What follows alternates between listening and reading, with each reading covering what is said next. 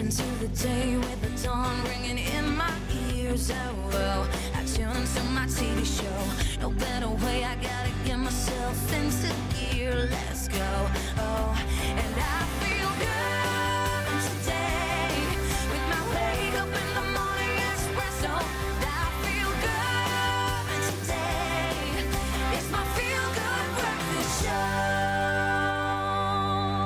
Good morning, you beautiful people. Welcome to The Magic. Welcome to S3, where we're opening up with your feel-good breakfast show. My name is Raul de Mornay, and this beautiful, illustrious creature on my left-hand side. Thank you. Keep it coming. My name is Jamie Domberg, reporting live for duty on this Wednesday. Can you believe it? Midweek, which means it's only downhill before we get to the weekend. But this morning, we are serving you, and we're all about family and the home this morning. So we're going to be exploring a lot about the home this morning, from technology, increasing the quality of our lives, to creating delicious, scrumptious meals using only an air fryer. Do you have an air fryer? I have, and I've had an air fryer. It is life. It is the most convenient thing for what was a bachelor before to get him into a relationship to who knows next. The air fryer is life, Jamie, and I'm telling you, you're going to want to stick around in New Mzansi too, because we've got some incredible meals that we can make with this beautiful toy. And of course, I think a lot of us have made something before. Have you ever used one? On the show, yes, but I don't have one yet. So maybe it's my birthday in 2 months. If you do want to buy me one, then come through for that, okay? Nudge. Speaking of birthdays, someone that makes me smile like it's my birthday every day is someone else in the team. Let's say good morning to the G-Man himself. What's up, brother? Are those arms even real, man? Are they carved out of putty by a god? It's crazy, man. Such a good-looking pair I get to work with every single day, and of course I get to virtually stare at your beautiful faces. Very good morning. Welcome from our side. My name is Graham Richards. I know we're going to get into some pretty serious topics. Really looking forward to speaking to Shanaz Moas about handling grief, especially when it comes to our children, and how do we process that. But we're going to try and take the edge off, have a little bit of fun, take a bit of a techie term. The gaming guru himself, Mr. Gareth Woods, is in the house to talk about his new book, so we're going to delve into a very exciting world there. But we thought we'd put it to you guys this morning. What is that one game that has transformed your life? For me, it was undoubtedly Duke Nukem. It kind of heralded in a new era of gaming. I spent so much time playing that game that I didn't study at all for my prelims. It had a very big effect on my life. But maybe you got a game. Maybe it's FIFA. Maybe it's Mario Brothers. Maybe it's something that even came into your life a lot earlier. Let us know on our social media platforms. We'd love to hear from you. At Expresso Show is the handle to use. But let's let this ship set sail. We've got a busy show ahead, so let's dive right in. Let's start with those news headlines. Thank you so much, G. I'll start with your national news. South Africa's unemployment rate has surged to the highest on a global list of 82 countries monitored by Bloomberg International News Agency. The jobless rate rose to 34.4% in the second quarter, Stats SA said yesterday. The unemployment data is likely to deteriorate in the third quarter because the government has tightened COVID-19 curbs in the face of a third wave of infections, hindering efforts to revive an economy that shrank 7% last year. Now, nearly 65% of those aged 15 to 24 and 43% of those aged 25 to 34 are unemployed. The Western Cape Blood Service has urgently appealed to all eligible donors to donate blood, as blood stocks are critically low. Public Relations Manager Marika Givers said their aim is to have a blood stock level of 5 days. Currently, there is a critical shortage in the O blood group. She reiterated that a single blood donation could save up to 3 lives. She also added that donors could rest assured that it was safe to donate blood. On the international front, President Hakainde Hichilema pledged yesterday to tackle Zambia's unsustainable debt, lamenting that the national budget was overwhelmed by the cost of servicing it. Hichilema spoke during his inauguration as the Southern African country's 7th president after a landslide election victory earlier over incumbent Edgar Lungu. It also marked Zambia's 3rd peaceful change of power to an opposition party since independence from Britain in 1964. The 59-year-old former CEO of an accounting firm now faces the difficult task of reviving the country's economy.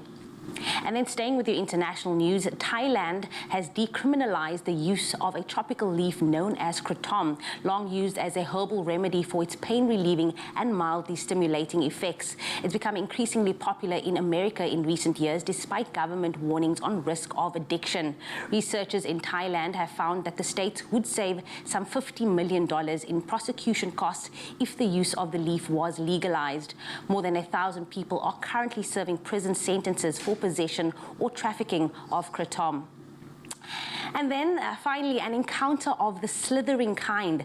A woman being surprised by a python on the shelf of a Woolworths store, fortunately not in South Africa, but down under in Sydney to be precise. 25-year-old Helena Elati's grocery run turned into a snake rescue in a Woolworths store on the edge of a large expanse of bushland on the outskirts of Sydney. Naturally, encountering a snake of some 3 meters in the spice aisle was not what Miss Elati expected. But fortunately, she's a wildlife rescuer and familiar with snakes. She said it was about 20 centimeters from her face and she recognized it was a non-venomous diamond python. She calmly told staff she'd help them get the huge reptile out, and she proceeded to do just that. Her comment after the whole palaver was, and I quote, "They kind of just gravitate to me. Maybe they sense I'm the kind of person into caring and protecting animals," and she continued doing her shopping. Well, that was scary. But on that note, that is where I wrap your 6 o'clock news headlines. I will be back on the top of the hour. Here's Graham Richards with the first look at the sports.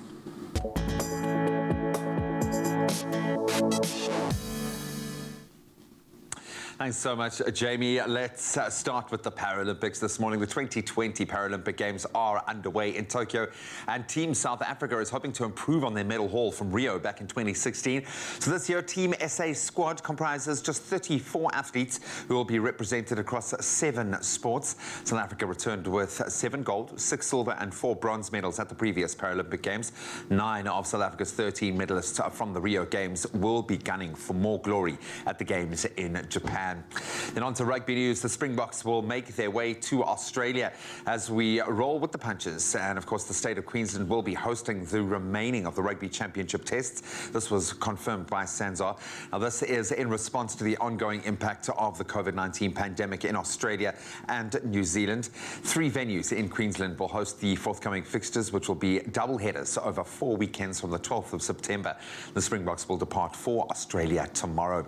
Then on to football. It was a frustrating night in the Premier Soccer League for reigning champions Mamelodi Sundowns and Soweto Giants Orlando Pirates, who were held to goalless draws in their respective fixtures. The match between the Brazilians and Chippa United ending 0-0 at the Nelson Mandela Bay Stadium. And then match day 2, the result, however, puts the Chile Boys and Masandawana in first and second place on the log. In other results, the Buccaneers and newcomers Marumo Gallants, they shared the spoils in a goalless draw as well at the Peter Mokaba Stadium. The PS action will continue a little bit later this evening. That's where we leave our sport for now. Let's see what the weather has in store for us today, get a bit of a perspective on all of those temperatures.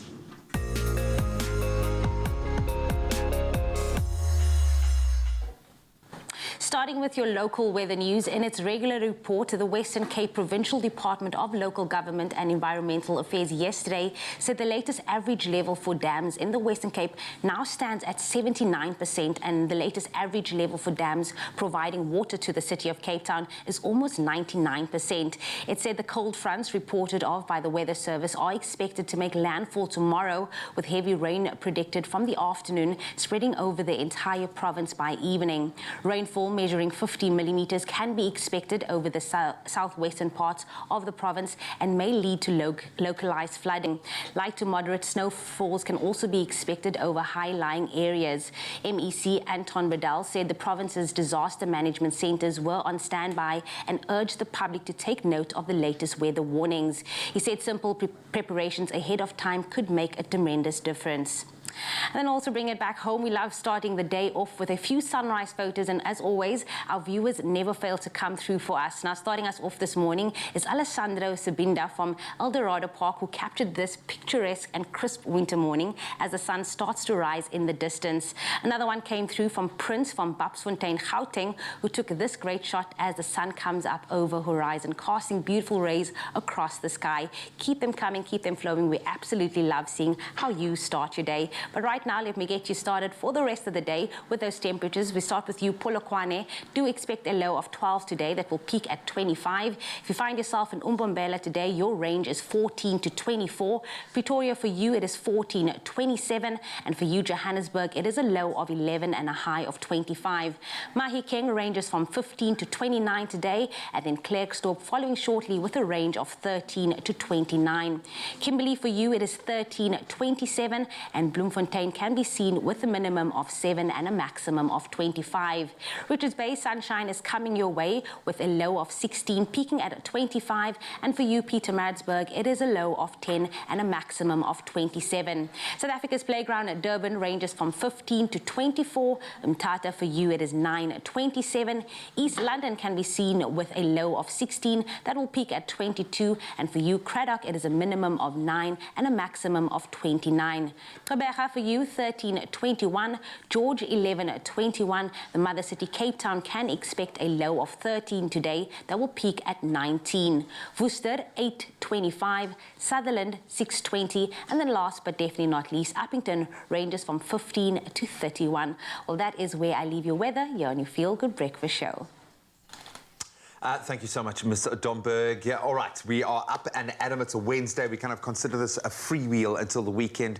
But there are some serious little moments to, I think, really sink into this morning. And Shanaz Moos, the incredible mind that she is here to help us deal with grief, especially with our children. Should be a really interesting chat. Yeah, and we've got more incredible minds. They've created something from the animation school. It's another gripping one that you do not want to miss out. I think it's going to be emotional. Don't go anywhere. It's going to be a goodie. Oh, you can make my day.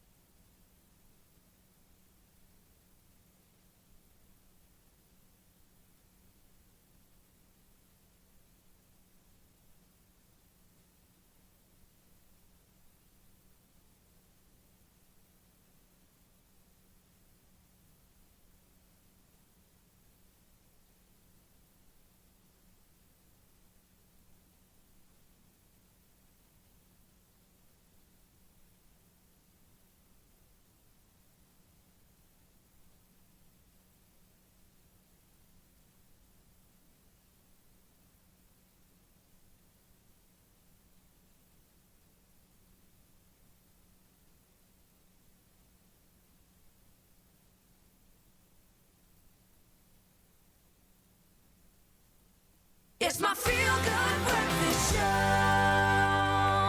Welcome back, you beautiful souls. The magic continues right here on S3 as we're opening up on your Feel Good. Now, while loss may be an inevitable part of life, the grief that comes with it is a continuous journey that is filled with many lessons and surprises as we spend time reflecting on all the good memories we shared with the ones we miss. Absolutely. Now, this difficult aspect of life is what's being explored in the short film Undone, which was created by the very talented third-year students from the animation school in 2018. Let's take a look at it.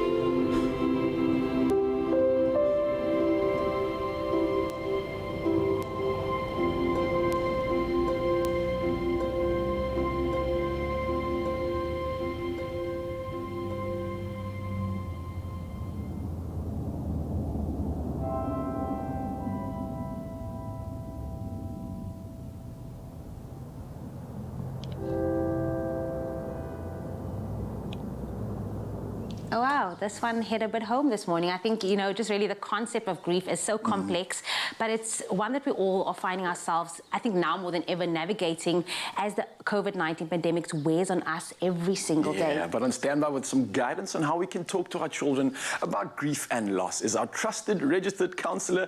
It's Shanaz Moose in the building.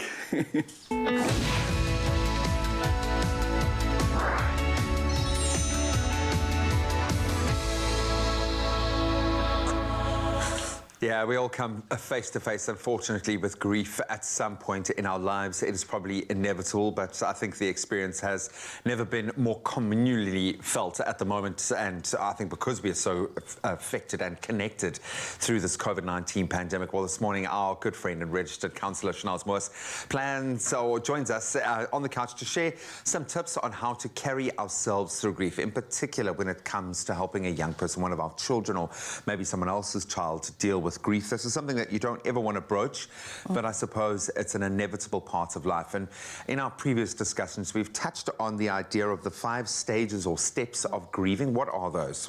Yeah, the 5 steps, the first one is denial. So you don't want to admit that the person's gone. The second one is going to be anger, because you become angry with why, the why question, why is this happening? And then you have your bargaining. I'll do anything, please. For children, it means they'll be good. I'll be good. I'll do better at school. And then is your depression, when you realize when it sinks in, that low, and it'll affect adults and children differently. And then the last phase is acceptance. That's your 5th step. How then do we, as someone who, because I suppose we've been affected by grief on so many different levels over this pandemic that it's given us an opportunity to really examine ourselves and examine that process. We've lost things, and there is a grieving process in that, but I think it really comes to a peak when you lose someone. How do you approach someone who is in the throes of those 5 steps of grieving? Maybe when it's at its freshest, how do we empathetically connect with someone like that? So that's a difficult one, because a lot of people are so uncomfortable with death. Yeah. They themselves have never experienced it or haven't coped with the loss of someone they love. So when they are facing the person who's grieving, they often just repeat platitudes, and that often angers the person who's grieving. And what we can do is, sometimes, they're not thinking. I remember people bringing us food when my mom died, those things. Helping with school runs if there's kids, grocery shopping. Maybe get practical. Do you know what I'm trying to say? Or just sit and let them cry, For you to be able to sit with someone else's pain, I do it for a living. Yeah. But for the other people, it's really hard. Just sit and let them sob or cry. No talking. Do you know what I'm trying to say? That is actually such a rare thing to give someone who's experienced loss. Because ultimately, there's nothing you can say that's going to make it better, and you've got to accept that. And I think it's, the sooner you understand that maybe it's just a case of just getting in there, going into that space, as you say, with them. How do we approach this then with a child, in the unspeakable horror of a child losing a parent, which happens daily? So it's something we have to think about. How then do you help a child manage that process? I think that often, depending on the age of the child, so if you've got various age kids who've lost a parent, you cannot tell them all together, because you need to have different conversations at the level of where they are. The younger kids wouldn't fully comprehend. They still think the person will come back. And the older child may shout or get upset with the younger child, who then insists. So you do it separately. And it's also about just allowing them to go through the stages of grief as well. It's not an adult thing. It's not reserved for us only. It's an emotional thing. They go through it as well, and they don't understand it. Okay, we don't someone, but for them it's even worse. Yeah. With a child that is maybe at that stage where they're expected to then reintegrate into life, and they are struggling to relate to their peers, struggling to reconnect with their own social, settle their normal, so-called normal life. How do you help them transition back into that, in that phase? You would hope that you can get to a point where they can then, as you say, that final step, find acceptance. Yeah, no, life does go on in terms of you have to go back to school and do everything like normal. But when the child goes back into that peer setting, they don't feel the same. They've actually lost a piece of their childhood. They are more, they don't feel the world is safe anymore. They wonder about their own health. Will I go next, or is it my fault? Or then they worry about the surviving parent. You know, and so these are all the fears and anxieties, and the other little friend next to you is just worrying about, oh, peanut butter on my lunch again, and the other one is thinking all those anxious thoughts, fearful thoughts. Now that you've slammed every poor mother that's given their child peanut butter this morning, thanks for that.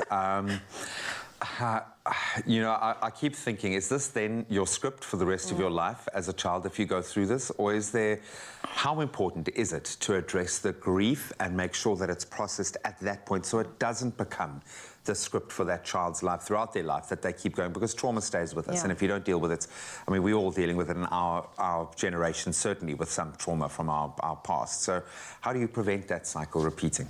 I think that, you know, a lot of it, how we as the adults around children cope with our grief over the loss of the same person plays a huge role in that, because sometimes kids see our sadness and they don't want to add to it, so they hide their own. They don't want to burden us with more emotion, so they actually suppress it.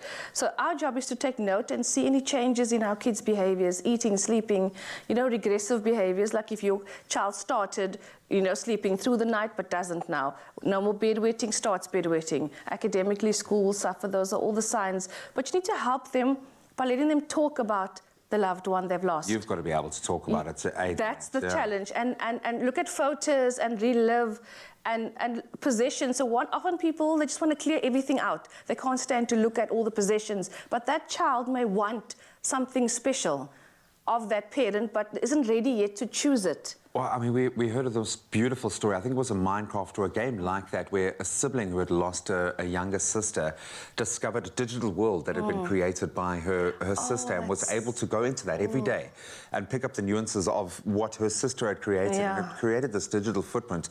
Facebook, platforms like that keep reminding us of people that we've lost, and it's an opportunity, I suppose, to reconnect with them in the best moments, best memories. So I certainly reiterate, very difficult one to cover in such a short amount of time, I know, but thank you so much. I think I think the opportunity, you know, to use that word in a very, I suppose, what would seem out of context, but the opportunity is that we have an opportunity ourselves to grow through that grieving process with the person who is suffering. But ultimately, don't expect them to change. Just go in there with an open mind. And as Shana said, maybe all that person needs, whether they're a child or a grown-up, is someone to just cry with them and sit in that pain. Suffering is a common human experience, and it's something that we can't avoid, but we can certainly all develop our empathy and get through it. Only you can make my day.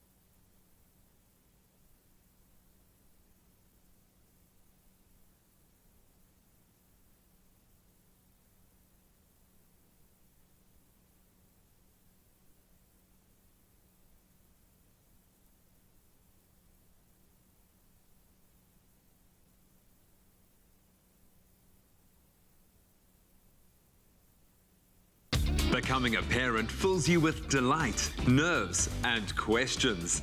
Now, an original South African app has the answers.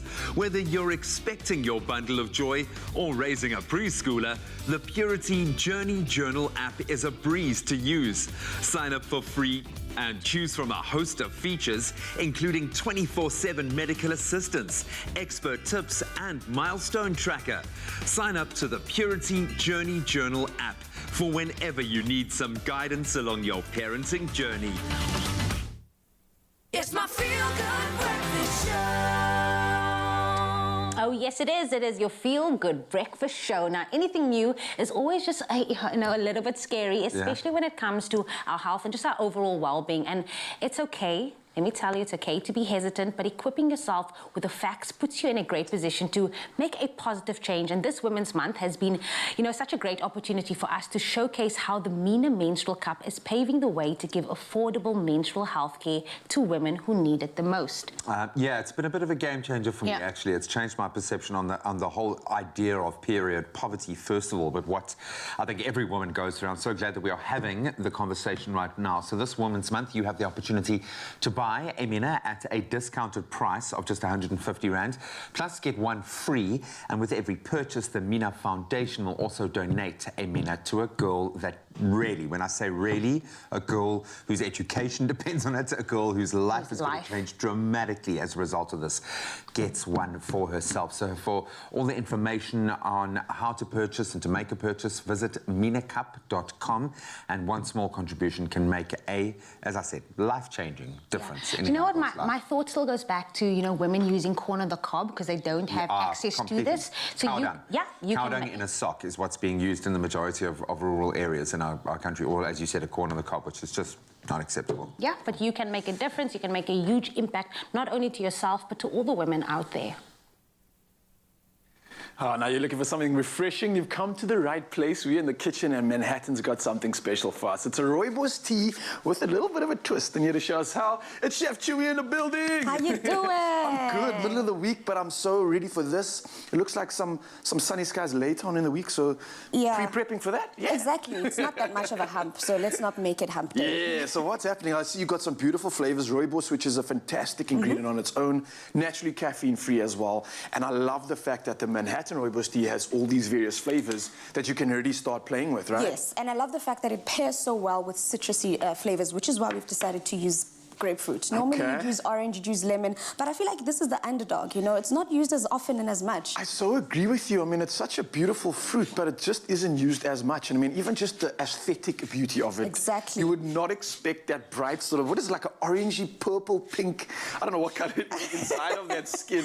You'd think it looked like a bland old nachi, but you don't know the flavor that it packs. So what I've started doing is just zesting it up because there's so much flavor in the essence, and this is where the essence is of any in the citrus. skin. The skin, the zesty part, you don't want to get into the wine part, you just want the zest over there. So I'm going to get started with that because we want to pack as much flavor into these iced tea drinks as we can. And then you can actually get started with drying up or dehydrating our grapefruit slices. Dehydrating your... How on earth do you do that? Put it in the air fryer. Really? That's simple. Okay, all right. And how long would you roughly put this in for? You'd put it in for about, I think, 15 minutes. Depending on the setting that you put it on, you could also put it in the oven. Luckily, the Instapot does give you the instructions and so forth on how exactly you do it, what exactly you would choose. So if you don't have that option, you can also do it in the oven. You're more than welcome to do that But in I the must oven. say that I've been living with an air fryer for a while now. It is honestly the go-to. When I want to braai, when I want to bake, it seems to just take over because it's so much quicker. It's so much easier to prepare. And I mean, it's got this convenient little cover in it as well. So I was saying the same thing to Jamie earlier. It literally has become like a part of our kitchen in the family. It's keeping all the other pots and everything else clean as well. And it does all the work for you. All you need to do is literally just pop the stuff in there and then go have a sit down, have a nice little drink, stuff like that. So I've started making the segments for us. And You're what getting you out do- the flesh. Exactly. So I've removed most of this, the peel here, and how you do that to get the segments is you get the skin off, and then you literally just cut just before the line, and then this allows you to pop out a beautiful little segment Nice and over there. fancy, nice and clean. Also ensuring that you minimize wastage, because this is the part that you want. This part can be a little bitter, so I think that's why a lot of people don't enjoy grapefruit. This is true. I don't even ever put it into a grapefruit and you just get that, no, that's not an orange. No.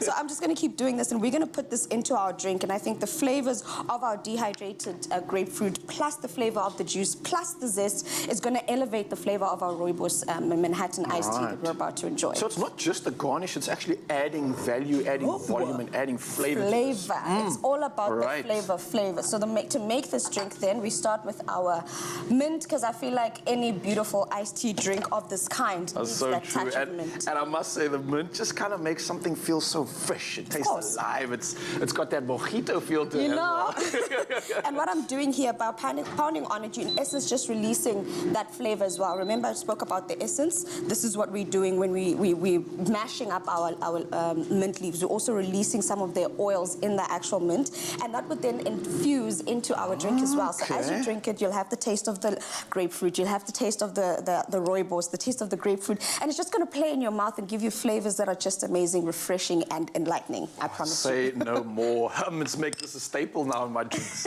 I know. Go in with our segments there. This is going to be beautiful. You can actually pour in. What do you think we should go in first? Rooibos or I think the rooibos first, and then we'll get the sparkle of everything else right at the end. I agree with what you. do you Let's say? do that. Now, of course, the fact that I am using the Manhattan iced tea, I want to talk about this because it's a tea made from rooibos tea extracts, and it's caffeine-free. And on top of that, iced tea is also made with mineral water, which means it's clean, it's good, and it's wholesome. And these teas come in various flavors that make delicious additions to this drink. And you could also use the berry flavor for this recipe. I think it would go quite well with this one, right? Definitely, especially with the addition of the mint and a little bit of touch of that grapefruit will also elevate it as well. Right, so let me pour some of that in there. Voila. Looking good. Actually take the lid off, make it a little bit. I actually. I'm like that athlete that just wants to go "Rah," and squirt. You know what I mean? They'll come from action mode, but we're in the kitchen. We can be more classy. We Yes, can be a we little can. bit more respectable. Let's get And then that we're using a perfect bit pour of in there. tonic water here just to top it up. Like you said, we could also use mineral water as well to elevate it. And we could also use a bit of sparkling water. And that is our drink. I mean, look at that. Not only does it look good, I'm actually going to take a sip. Let's cheers. All right, if you say so, we're gonna have to. Cheers to you. Cheers. You made me feel like I'm in the islands again, gal. I know Yes, exactly one what you sip mean. and we're there. Honestly, it tastes so good. It tastes so fresh. And you can get this recipe on expressoshow.com. Oh, it's beautiful. It tastes like full flavor. It tastes like the love that I've looked for. Tastes like the island. It tastes like the island. Cheers. Only you can make my day. There is a classic mayonnaise that brings out the traditional French in 3 levels of tanginess. The mild classic, the medium classic, the strong classic. Tangy the way you love it. Made with love by Clover.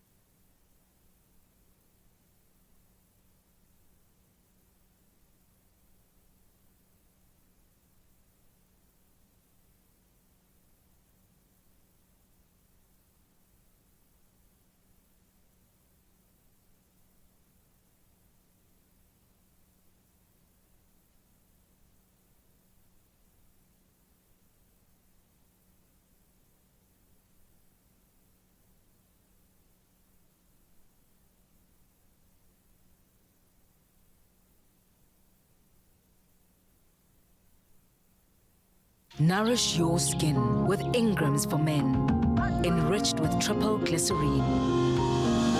For 48-hour moisture and no stickiness.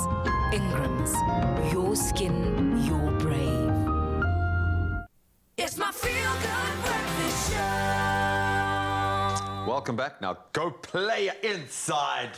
Do the responsible thing. Welcome back. You're live with Expresso. It has been far too long since we have connected with our gaming guru and now author, Gareth Woods. There is so much clearly to catch up on, starting with his book, Go Play Inside, a commentary on what video games can teach us about the game of life. And boy, has he not had to navigate the game of life. You leveled up, Roo. Thanks. Gareth, you look great, dude. You look like you're thriving, which is awesome, because I feel like we've always got to check in with people after the last year and a half. You were on the verge of leaving the country, of making the biggest life-changing decisions, and obviously everything changed with lockdown, and you were like, I'm just going to write a book. How are you, first of all? How is how have you survived? Well, I think it's obviously in context of, you know, this whole pandemic that's happened, but I think if anything, the book was always there as a seed, and a pandemic, you know, sometimes there's an opportunity, and gave me the opportunity to kind of hunker down, have the time to write. And, you know, 55,000 words later, there was a book, I mean, you've taught me a huge amount over the years that I've known you, and I remember, I think it was during one of your brilliant kind of the business of gaming forums that you'd set up at a Comic-Con, where my eyes were just opened to how gaming is going to transform the way that we live life. When we look at the revenue that's being generated, the generation that's embracing it.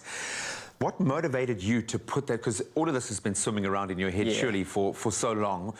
How do you even start? Does it start with the first word? Does it start with a construct, a mind map? How do you I think it's always been there. I think a lot of authors will tell you about there's a book inside me, and it's just wanting to claw its way out. But I think the seed for me was conversations I had with other parents who are going, my kids are into gaming, and I don't want to be one of those parents that goes like, you're wasting your time, go play outside, go climb a tree, because my parents told that to me when I wanted to play cricket or start art or do music. And so I thought there was something there, and it was an opportunity to teach parents that kids are learning so much more from gaming than you think. It's not the marketing stuff of hand-eye coordination and problem solving. There's a lot of other things that kids are learning from playing games, that it's not a waste of time. I've seen the social element. That's been one area that's really played out and got me excited about the future of my son, because my son undoubtedly is going to be part of that generation. He might fly to another planet based on the skills that he's learned playing games. You know, that's where we've gotten to. If you really want someone to take something out of this, because I know it's you want it to be an effect-driven project, but it's also about you kind of releasing this into the world and getting it off your chest. What do you hope parents will glean from this? I think if anything, it's just about a relatability. I've written this obviously as a gamer, but with that kind of Venn diagram sweet spot of being a parent as well. And so while writing that, I definitely had parents and non-gamers in mind. But I think with enough tips of the cap to gamers, that there are a couple of lines here and there that if you're a gamer, you'll read subtext and that I think non-gamers will get. But the purpose of anything was to just have people who don't game kind of get us a little bit better than, because we're not a minority anymore. There's like 2 billion gamers in the world. Well, I mean, everyone is kind of a gamer. Fair enough. You know, whether you identify with that or not. So for a parent that wants that tool, that is ready, you know, clearly their child is ready to they've got to cross that digital divide, so to speak. How do they utilize this book? What's the best way to I think if anything, that obviously a bunch of lessons. I can't read through all like 14 of them now, but like there are a couple of ideas that have come through. And if I give an example of one that I think is quite apropos of the situation we're in, is that the one chapter is called a controller for a reason. And I think it's almost the gamer's serenity prayer, is that you learn when you're playing a game very quickly what's in your control and what's not in your control.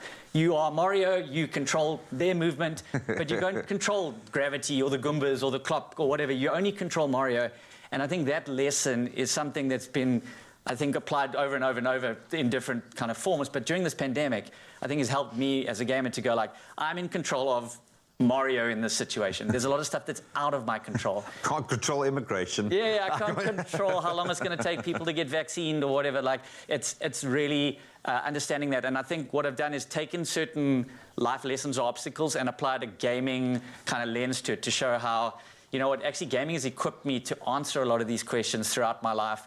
but I think I didn't realize it till being 37 and being able to articulate what I had learned as a kid growing up playing games.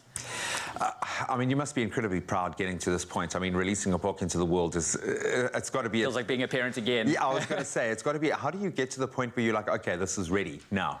I think that was the hardest part. I've had the advantage of my mom's actually a professional editor, and I think she'd been to like 4th or 5th iteration, and then the patient starts wearing off. She goes, "It's ready. Just do just pull the trigger." Whereas you're like, "No, we can fix it. We can do X, Y, Z," and yeah, you do reach a point where I guess you realize it has been ready for a while. I think it's like with anything. When I started comedy as well, you thought, I could have done this years and years earlier, but there's that point where you're ready after the book is ready. Yeah, completely, man. Well, I'm so glad that you put that. I've been lucky enough to plug into your brain for many, many years. I'm so glad that this has been now encapsulated in what looks like an amazing book. I cannot wait to sink my teeth in it, to prepare myself for what undoubtedly my children are going to go through. They're going to live in a digital world that I'm so old. I struggle to find a common ground with, but I'm just so proud of you for doing that, dude. Cheers, That's thank you. Amazing, man. Well done. It's going to be a banger knowing you, and I'm so glad to see you happy and thriving in these crazy times.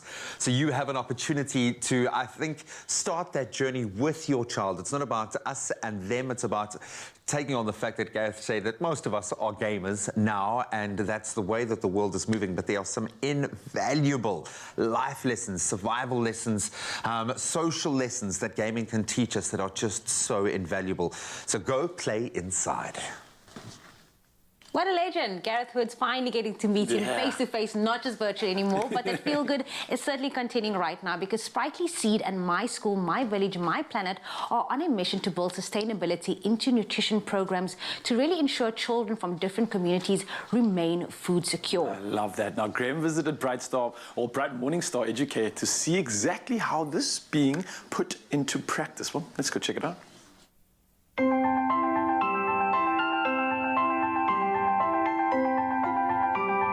Every child has a right to have their basic needs met.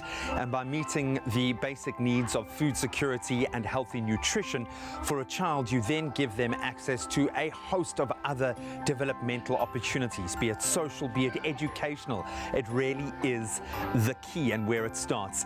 So this morning, I'm at Bright Morning Star Educare Centre in Vrygrond to find out how an awesome little organization called Sprightly Seed, with the backing of My School, My Village, My Planet, are changing that narrative, helping this community meet its long-term nutritional needs with upskilling that really does have sustainability at its core.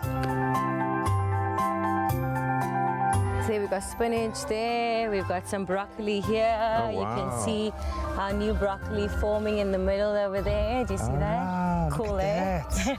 This is spectacular. Jade, it's not just a garden. I mean, these are beautiful plants. Absolutely. This is some grade A produce. I suppose a good place to start, the Sprightly Seed. What are you guys all about? What is your mission on this green planet of ours? We are an NGO and public benefit organization that started in 2017. Identifying educational facilities, ECD centers, primary schools in poor communities like this one. And we go there and we plant food gardens and we help them secure their food and nutrition for the kids attending the centers and receiving a daily meal here. That's all good in principle, but then you've got to find the right techniques to actually carry it out. And it sounds like over and above the brilliant kitchen facilities, you've got quite a unique gardening system. Can you elaborate on that? It's really important for us that we do things cost effectively and sustainably. And one of the benefits of our program is the length of time that we actually spend with the project. Okay. When we take a project on board, we stay with them for a full year. That allows us to see them through 2 full growing seasons. So we teach them from a seed propagation to saving seeds, from composting to harvesting, everything that they need in a very, very simple way to manage a garden effectively as well as cost effectively. I love visiting early childhood development centres that are just getting it right. And here at Bright Morning Star, they are clearly doing that. You can see that because the children have so much energy. Socially, they seem so well integrated. They are having so much fun while they're playing and learning in this space. And of course, they are well fed. But I've learned through my experience with a lot of these organisations that it is so difficult to maintain this. And so many of these parents can't afford to give their children a meal, or the mothers have to work ridiculous hours, and they need the support structure, so they play a vital role within this community.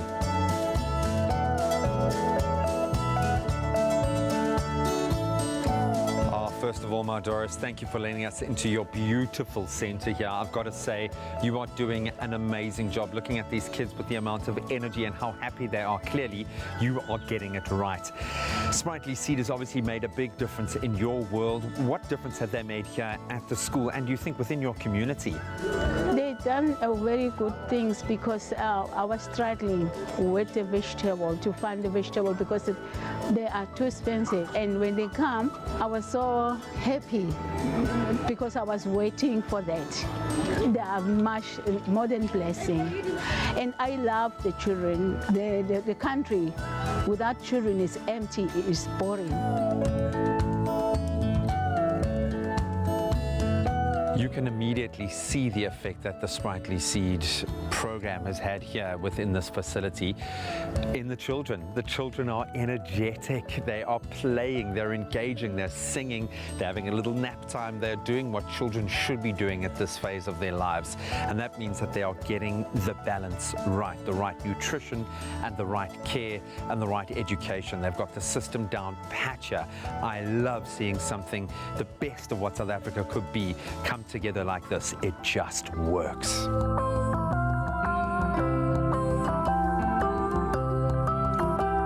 So good to be here. I'm talking softly because all the little ones are obviously sleeping right now, but these children are flourishing. You can see it in their energy levels here. You can see it in their social engagement, in their learning within the classroom. Clearly, they've got something right here.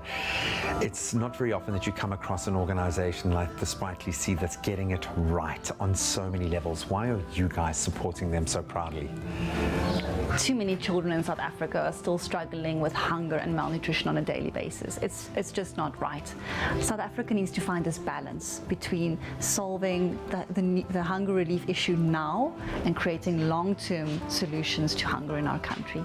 So I think that's why the partnership between the Sprightly Seed and My School, My Village, My Planet really is bringing these two things together. I suppose probably the most important question then is, how can we as the end user support you in your efforts to support them? Organizations like the Sprightly Seed need all the help they can get. They're ready to take on more schools and help to grow more food gardens. All you need to do is sign up for your free My School, My Village, My Planet card, select the Sprightly Seed as the organization you want to support, and when you go out shopping, swipe. The best part is it won't cost you a cent. Food security at the early childhood development phase is probably the most fundamental ladder in this rung of non-profits. It is pointless spending money bridging the gap from school to varsity or anything beyond this point if you haven't given that foundation at the developmental, those key developmental stages. This is the most fundamental way that the country needs to give back, to invest in itself. We need to look after these children at this critical stage of their growth.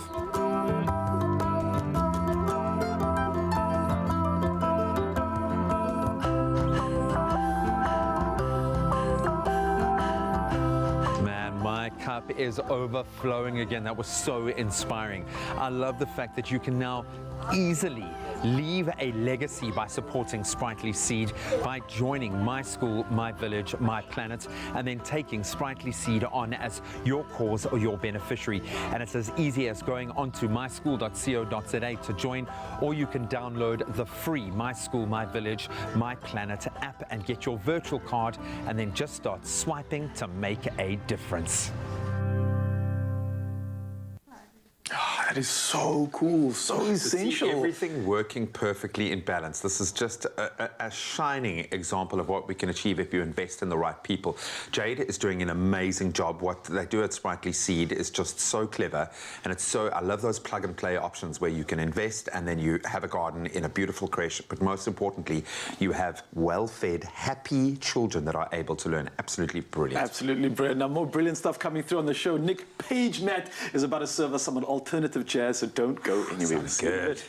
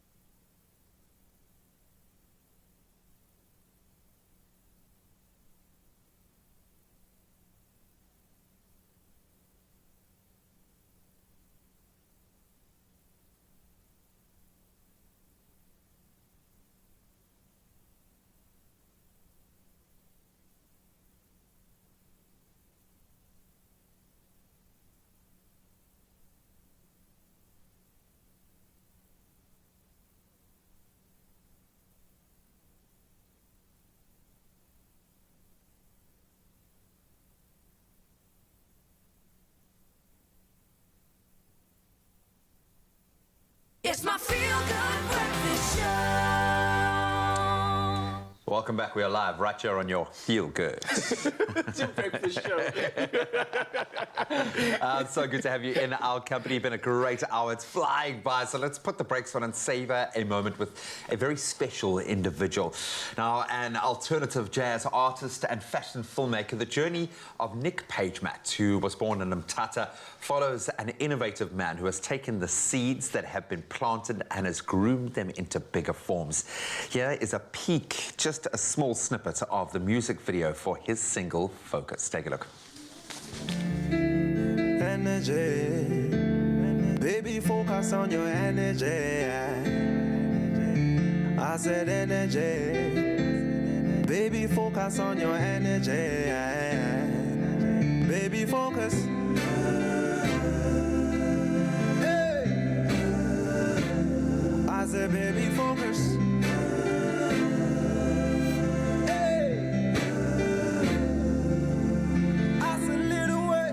Absolutely beautiful. Ladies and gentlemen, give a warm feel-good welcome to Nick Page-Matt. Show, buddy. How you doing, brother? I'm doing good, brother. How are you doing? So good. I'm hearing that soulfulness in your voice already. I think the people are getting excited for this now. But let's take it back to the beginning. You've got such a unique sound. I was listening to some of the stuff that you're practicing. Yeah. It sounds so good. It sounds so different, though, at the same time. Yeah. Where did this inspiration, where did this fusion of music come from? I believe there's some piano inspiration. There's some inspiration from hip-hop from your brother as well. A little bit of gospel thrown into the mix there. And then we get this magic. Talk me through this process. The inspiration comes, from all the dynamics of music that I, encountered, like growing up, because, I grew up a church boy, And so I used to play a lot of like piano at church. And at the same time, I'd just, you know, there used to be like Sunday sessions for hip hop. So I'd wear like a three-piece suit, go to church, and then afterwards run home and then wear a snapback, you know. Just to go to that. So the journey started there, you know, and one guy, Mr. Dumile Menziwa, you know, taught me how to play piano. So from there now I was starting to hook up, you know, with all the people that were playing jazz. And I started, you know, having, these jazz moments, you know, with different artists and different people. So yeah, that's how basically everything started for me, you know, just a bunch of chaos in music, and boom, I didn't know what to do next. And you always looked good doing it. Yeah. And as a result, now you've studied at 2 fashion institutions. You've chosen to obviously take your studies within fashion to a much higher level. What was the motivation there? I suppose from our kind of perspective, the two marry beautifully, this kind of jazz and the fashion idea. But where was the motivation for you? Also, you know, once again, it always starts with like when you're growing up, you know. I was like, you know, I used to dress up very weird, you know, that's what people would say, you know, like you look very weird but cool, you know, so I'd take that and put it together, and, you know, like I knew when I was still in high school, you know, what I want to do is like fashion, you know, and I was lucky to actually be mentored by some of the great people like in the industry, you know. From there, when I decided, okay, you know, I have those 2 things now, which is fashion and music, so why not try to do some of those things, you know, professionally, and put something together that's going to be like very different and unique. And that's how the fashion bug and basically the music bit, you know. And it wasn't just the bug that bit, but it literally like took over, man, because 2018 comes around and you helped with the presentation with, I believe it was Perry Ellis. Yes. This was during the 2018 New York Fashion Week. Man, it doesn't get better than this. That's the pinnacle, yeah. Literally, that's the pinnacle of like fashion, especially when it comes to the who's who in the zoo. Yeah. What was the experience like, number one, and number two, how does that propel you in the music scene? Because obviously they've merged, like you've said, so beautifully, and I'm seeing it now. Yeah. First of all, it was mind-blowing because, you know, I think I was like, you know, the second person in the country to actually have their music at like New York Fashion Week. Yeah. You know, and for me, you know, when I linked up with the brand, you know, that we just spoke of, it was more than just, you know, just a link up for the Fashion Week, because this all started on Twitter. Really? Because I used to host something called Creative Shot HD, and then I used to also, like, you know, do like hashtags on Mondays, and then we link up with these guys, you know, where there was also Jans Chat, and then we talked with these guys from Canada and everybody. And then one of the biggest bloggers from Canada hits me up and is like, hey, you're also doing music? I'm like, yeah, doing music and fashion. I do runway music, basically.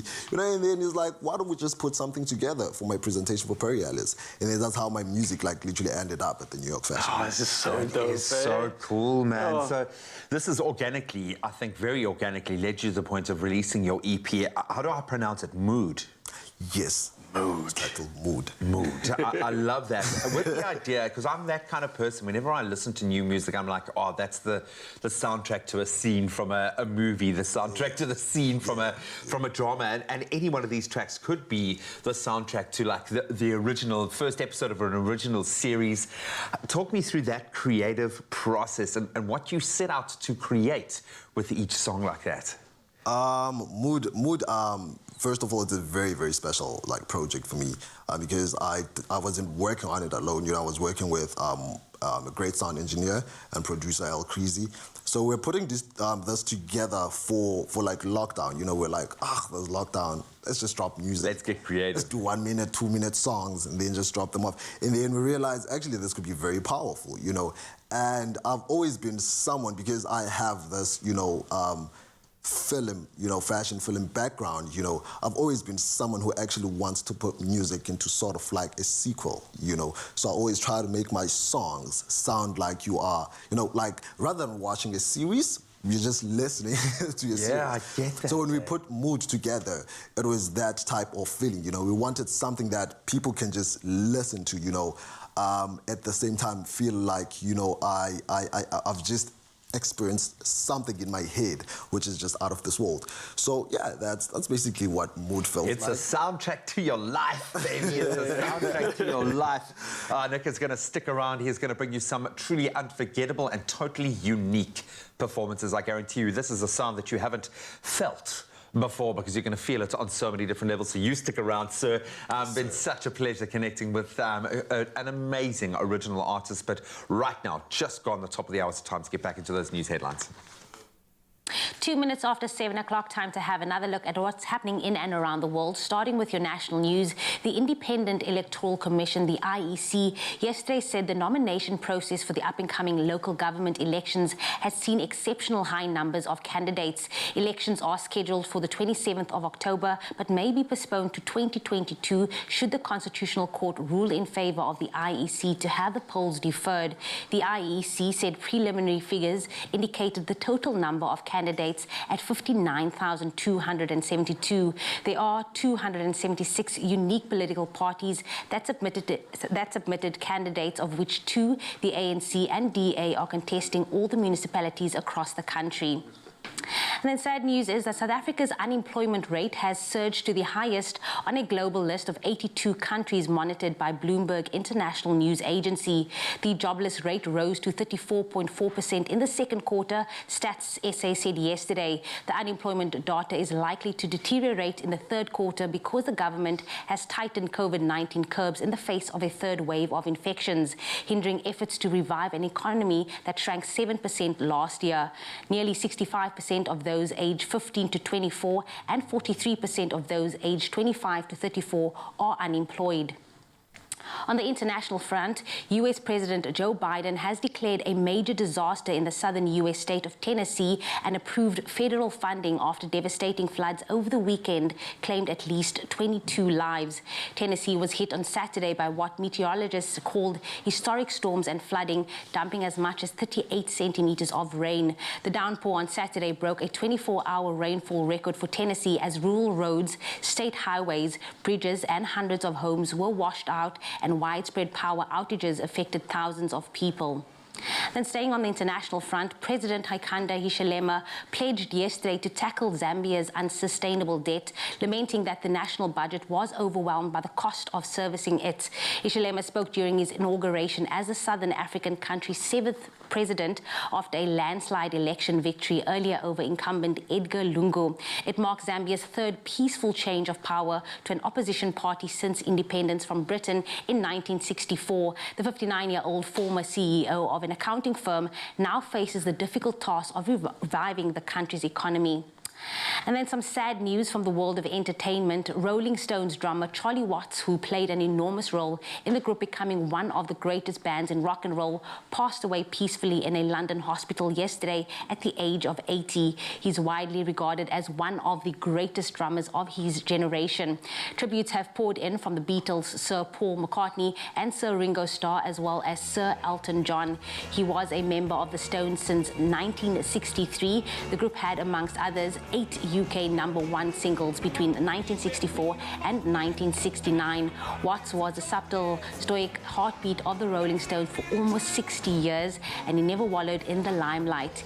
He helped them become, with the Beatles, one of the bands which took rock and roll to the masses in the 60s with classics hits such as I Can't Get No Satisfaction, Jumping Jack Flash, Get Off My Cloud, and Sympathy for the Devil. Watts married his wife Shirley Ann Shepherd in 1964, and our thoughts and prayers are with his family during this time. On that sad note, that is where I leave your 7 o'clock news headlines. I will be back on the top of the hour. Here's Graham with another look at the sports.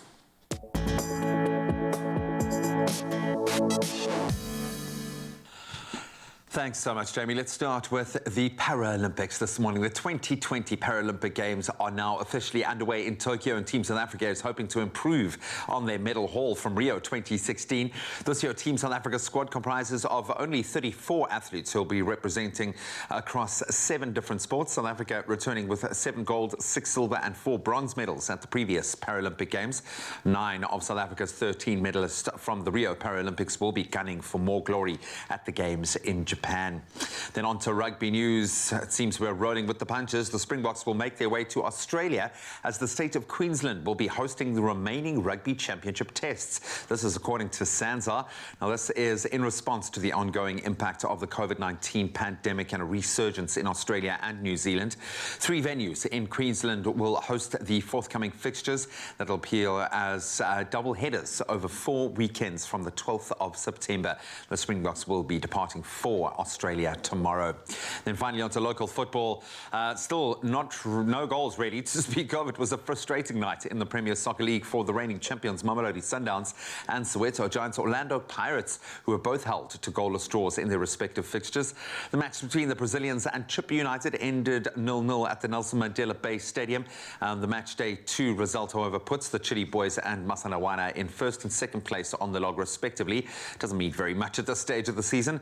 In other results, the Buccaneers and newcomers, or at least they've got a new name, Marumo Gallants, they shared the spoils in another goalless draw at the Peter Mokaba Stadium. The PSL action will continue this evening. But that's where we leave our sport for this hour. We'll touch on those headlines again at 8. Right now, let's get a global weather perspective and see what the temperatures have in store.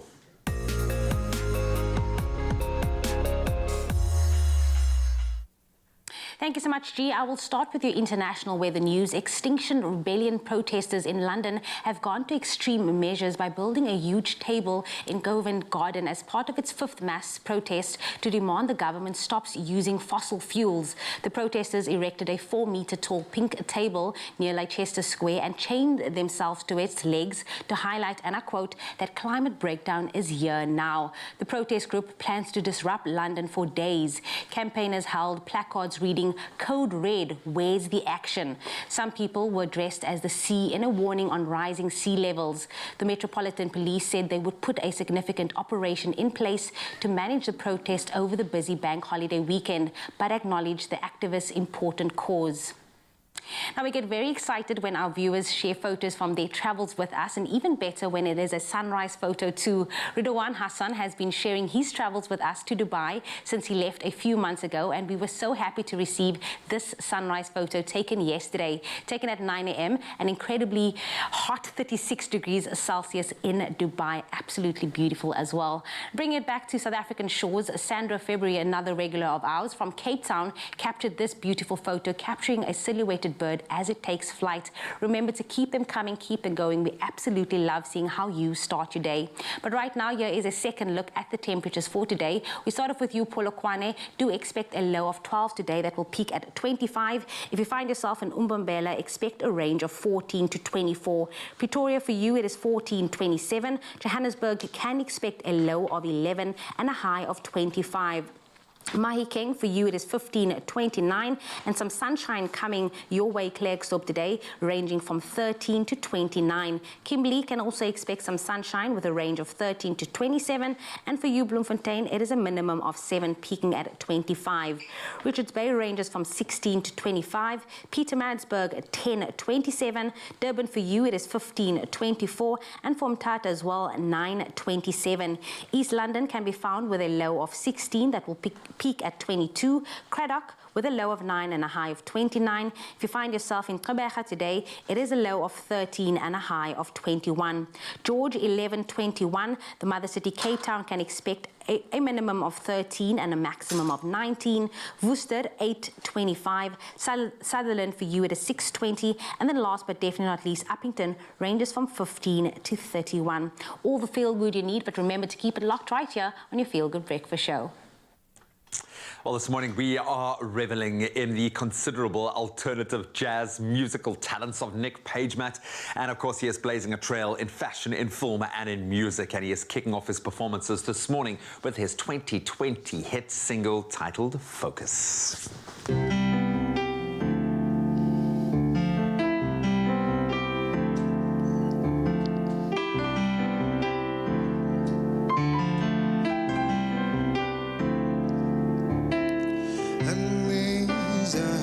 Enemies that come for us today.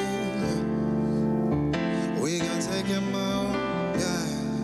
Take him out all the way. We got plenty things, baby. We got plenty things that come for us, baby. But we gon' take him out.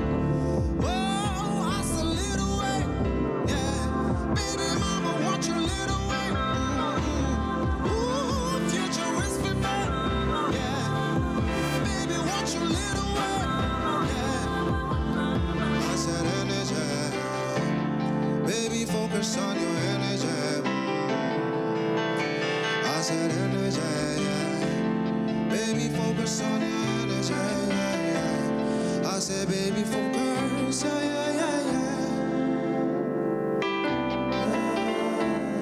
yeah. I said, baby for girls, yeah, yeah, yeah, yeah.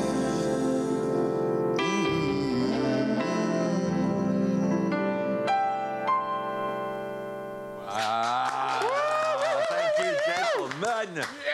Oh, beautiful. Thank you for taking us away. Your music is an experience, my friend.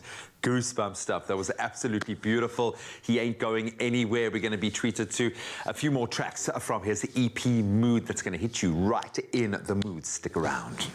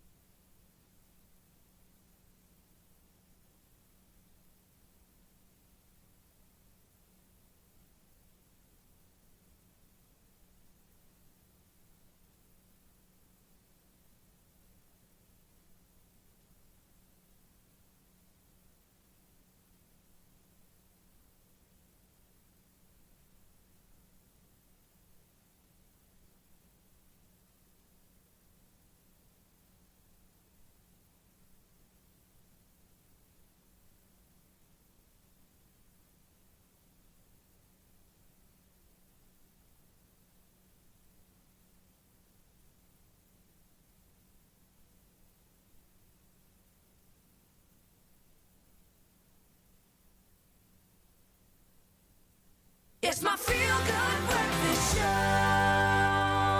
Welcome back. You're still live. You're on your Feel Good Breakfast Show. Let's talk about things that we love. Because, you know, we all love a little bit of money. We all love some love.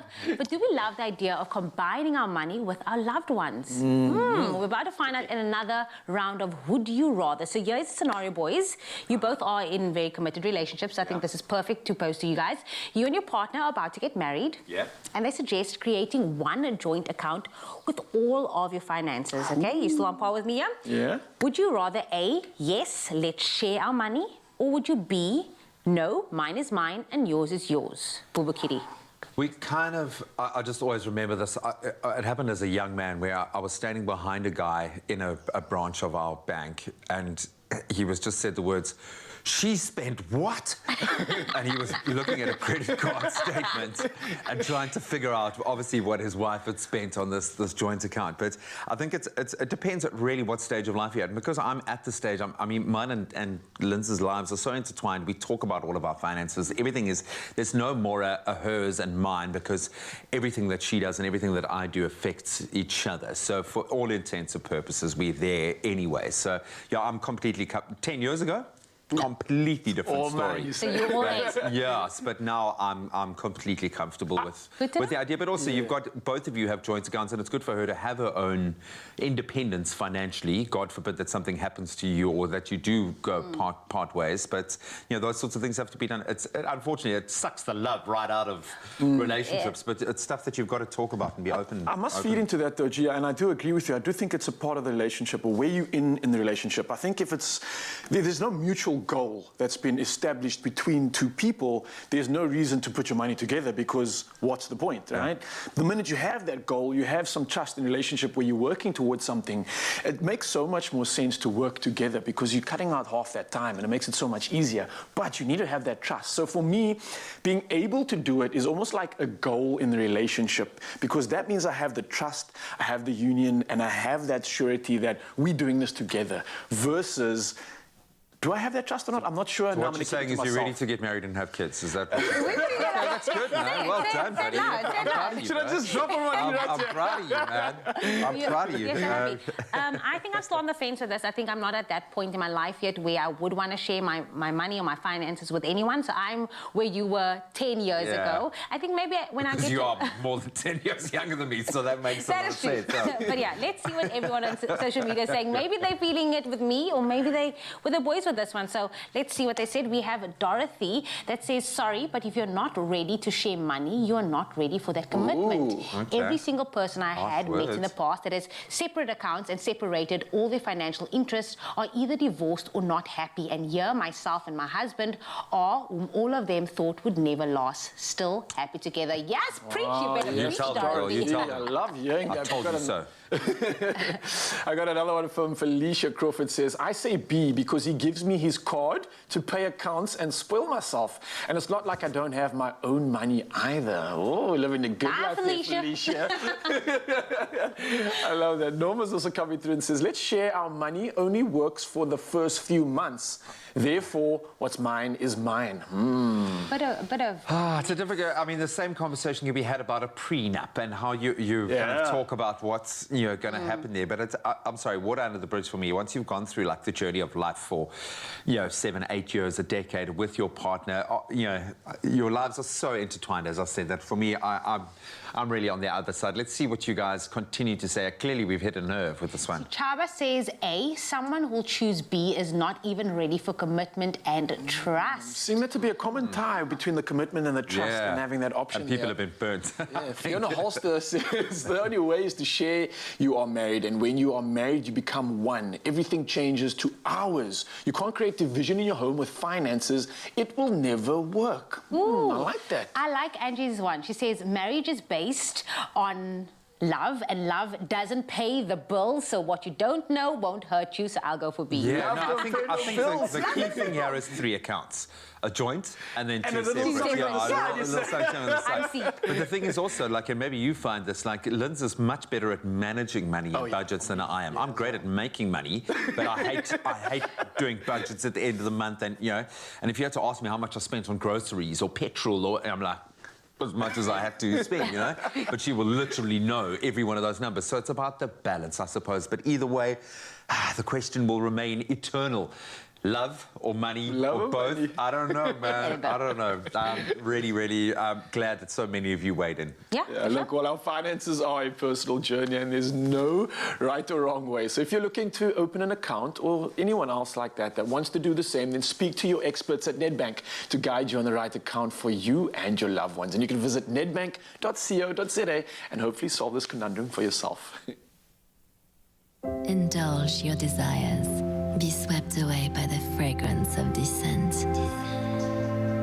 Take the plunge into impulsive spending until you find yourself deeper and deeper, drowning in debt. In this world of temptation, do you want a bank that takes your money, or a bank that takes your money seriously?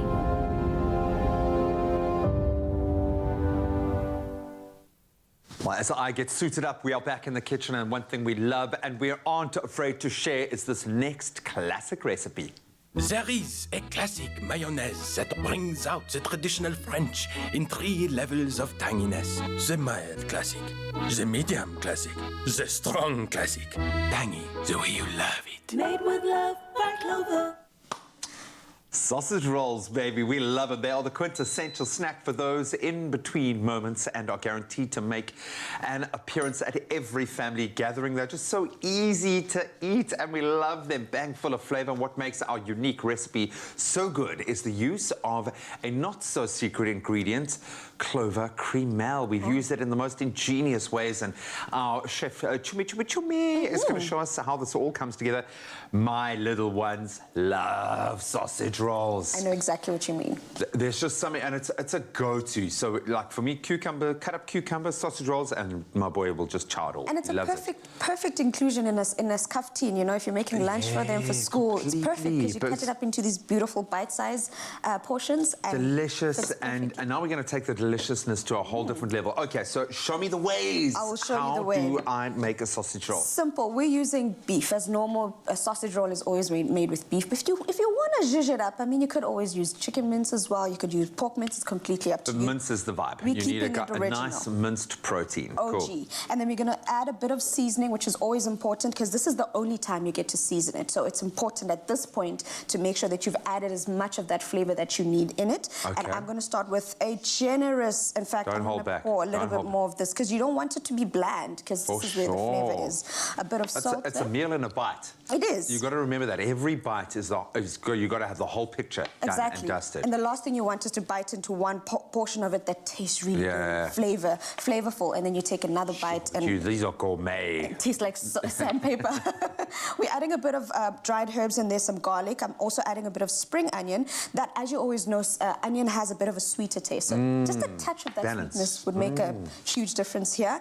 And then into that, a generous serving there of some Worcestershire sauce. You could also use balsamic. You could also use a bit of vinegar. Like soy, maybe even? You could also use soy. So what we're trying to do is just balance that salty sweetness, tanginess with the vinegar and all of that. So now we're going to come to the creamy part. Yeah, that's nice and so balanced. clever. Basically binding all of this together. That's where our cremel comes in.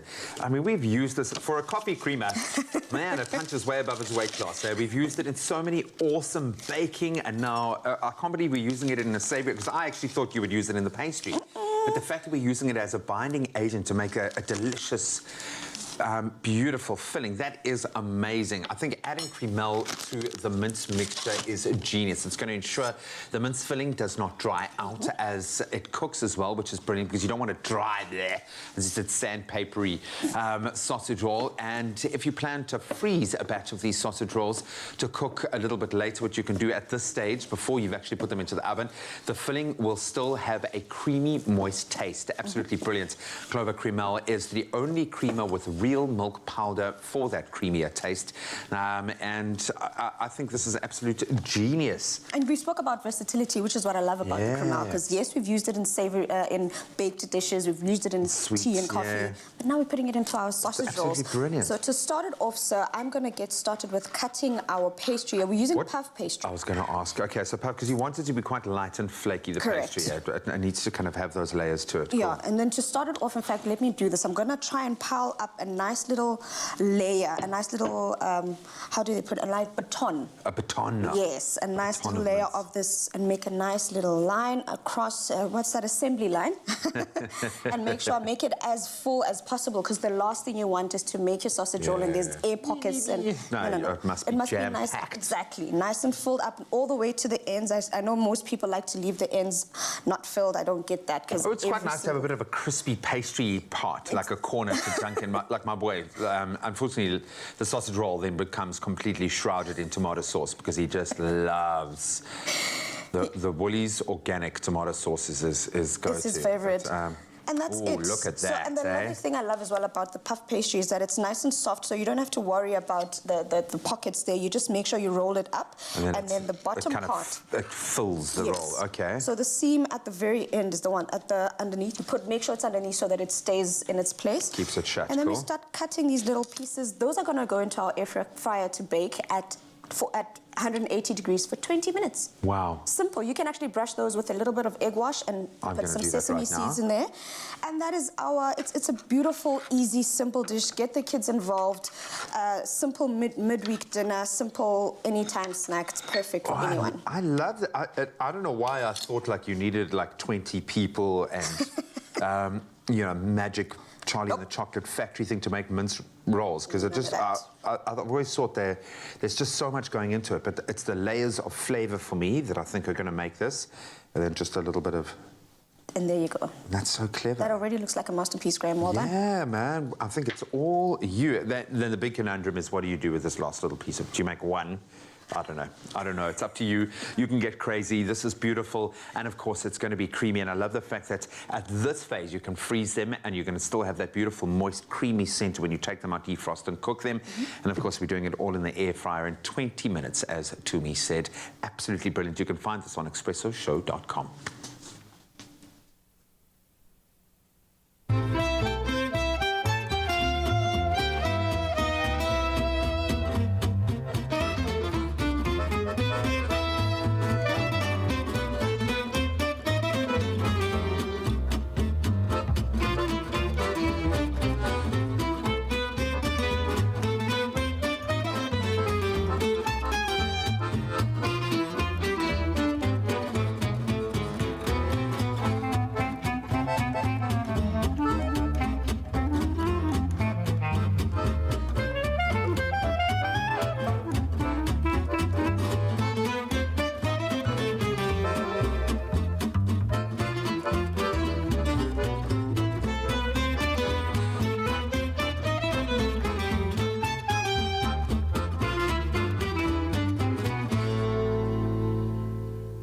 Made with love by Clover.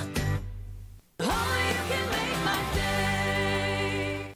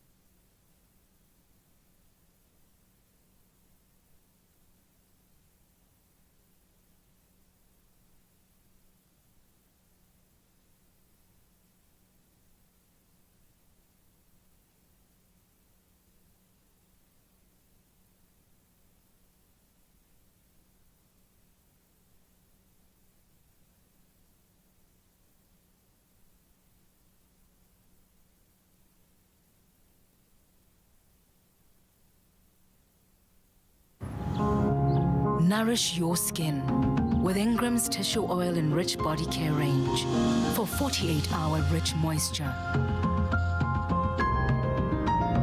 Ingram's, your skin, your brave. It's my feel-good breakfast show.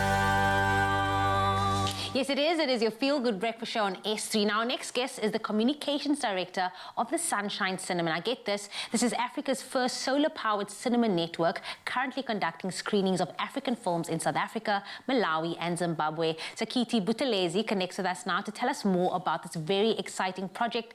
Very good morning to you, sir. How are you doing? Morning to you guys. I'm very well, thanks. Can't complain. It's good to have you, man. I'm so excited to chat about this because it seems so awesome. So let's get to the basics. What is the aim of the Sunshine Cinema, man?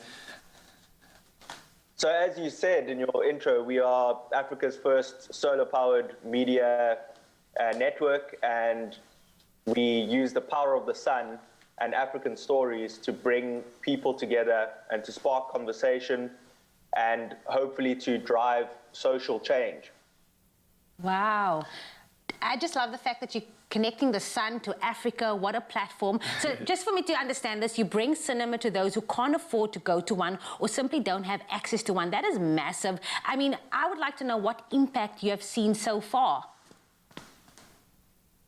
Sure. So, I mean, to also give a bit of a backdrop, we want to bring in the digitally excluded, and we address youth unemployment by training young people that become part of this network of Sunbox ambassadors, and they are then skilled in using media for impact, digital marketing, and entrepreneurship, among other endeavors within their communities. And this then, hopefully shines a light on issues and provide solutions to, some of the issues that these rural communities face in their areas. Yeah, I think it's really cool. And I'm just looking at this, it's not just watching movies, right? Because cinema obviously has been massively impacted by the COVID-19 pandemic, but you were somehow able to pivot to different means of connecting with people through podcasts and other awesome activities like that, which you're briefly mentioning. But tell me more about this. I mean, obviously it's not just a movie, you're connecting communities, you're connecting people. This is so cool for me, man. Yeah, sure. So we, as you said, we had to pivot quite a bit in, last year in the hard lockdown. And basically, we were able to pivot into what we call our SunCloud podcast, which was developed by the continued and committed support of, donor organizations such as Movies That Matter, Rainforest Alliance, as well as Internews and the DG Murray Trust. And basically, through the SunCloud podcast, which became a kind of secondary media tool because we couldn't do screenings, we were able to get listeners in these rural areas to access key information at home through zero-rated data sites, such as there's an amazing one called Vula, which allows the digitally excluded parts of the population to access media content.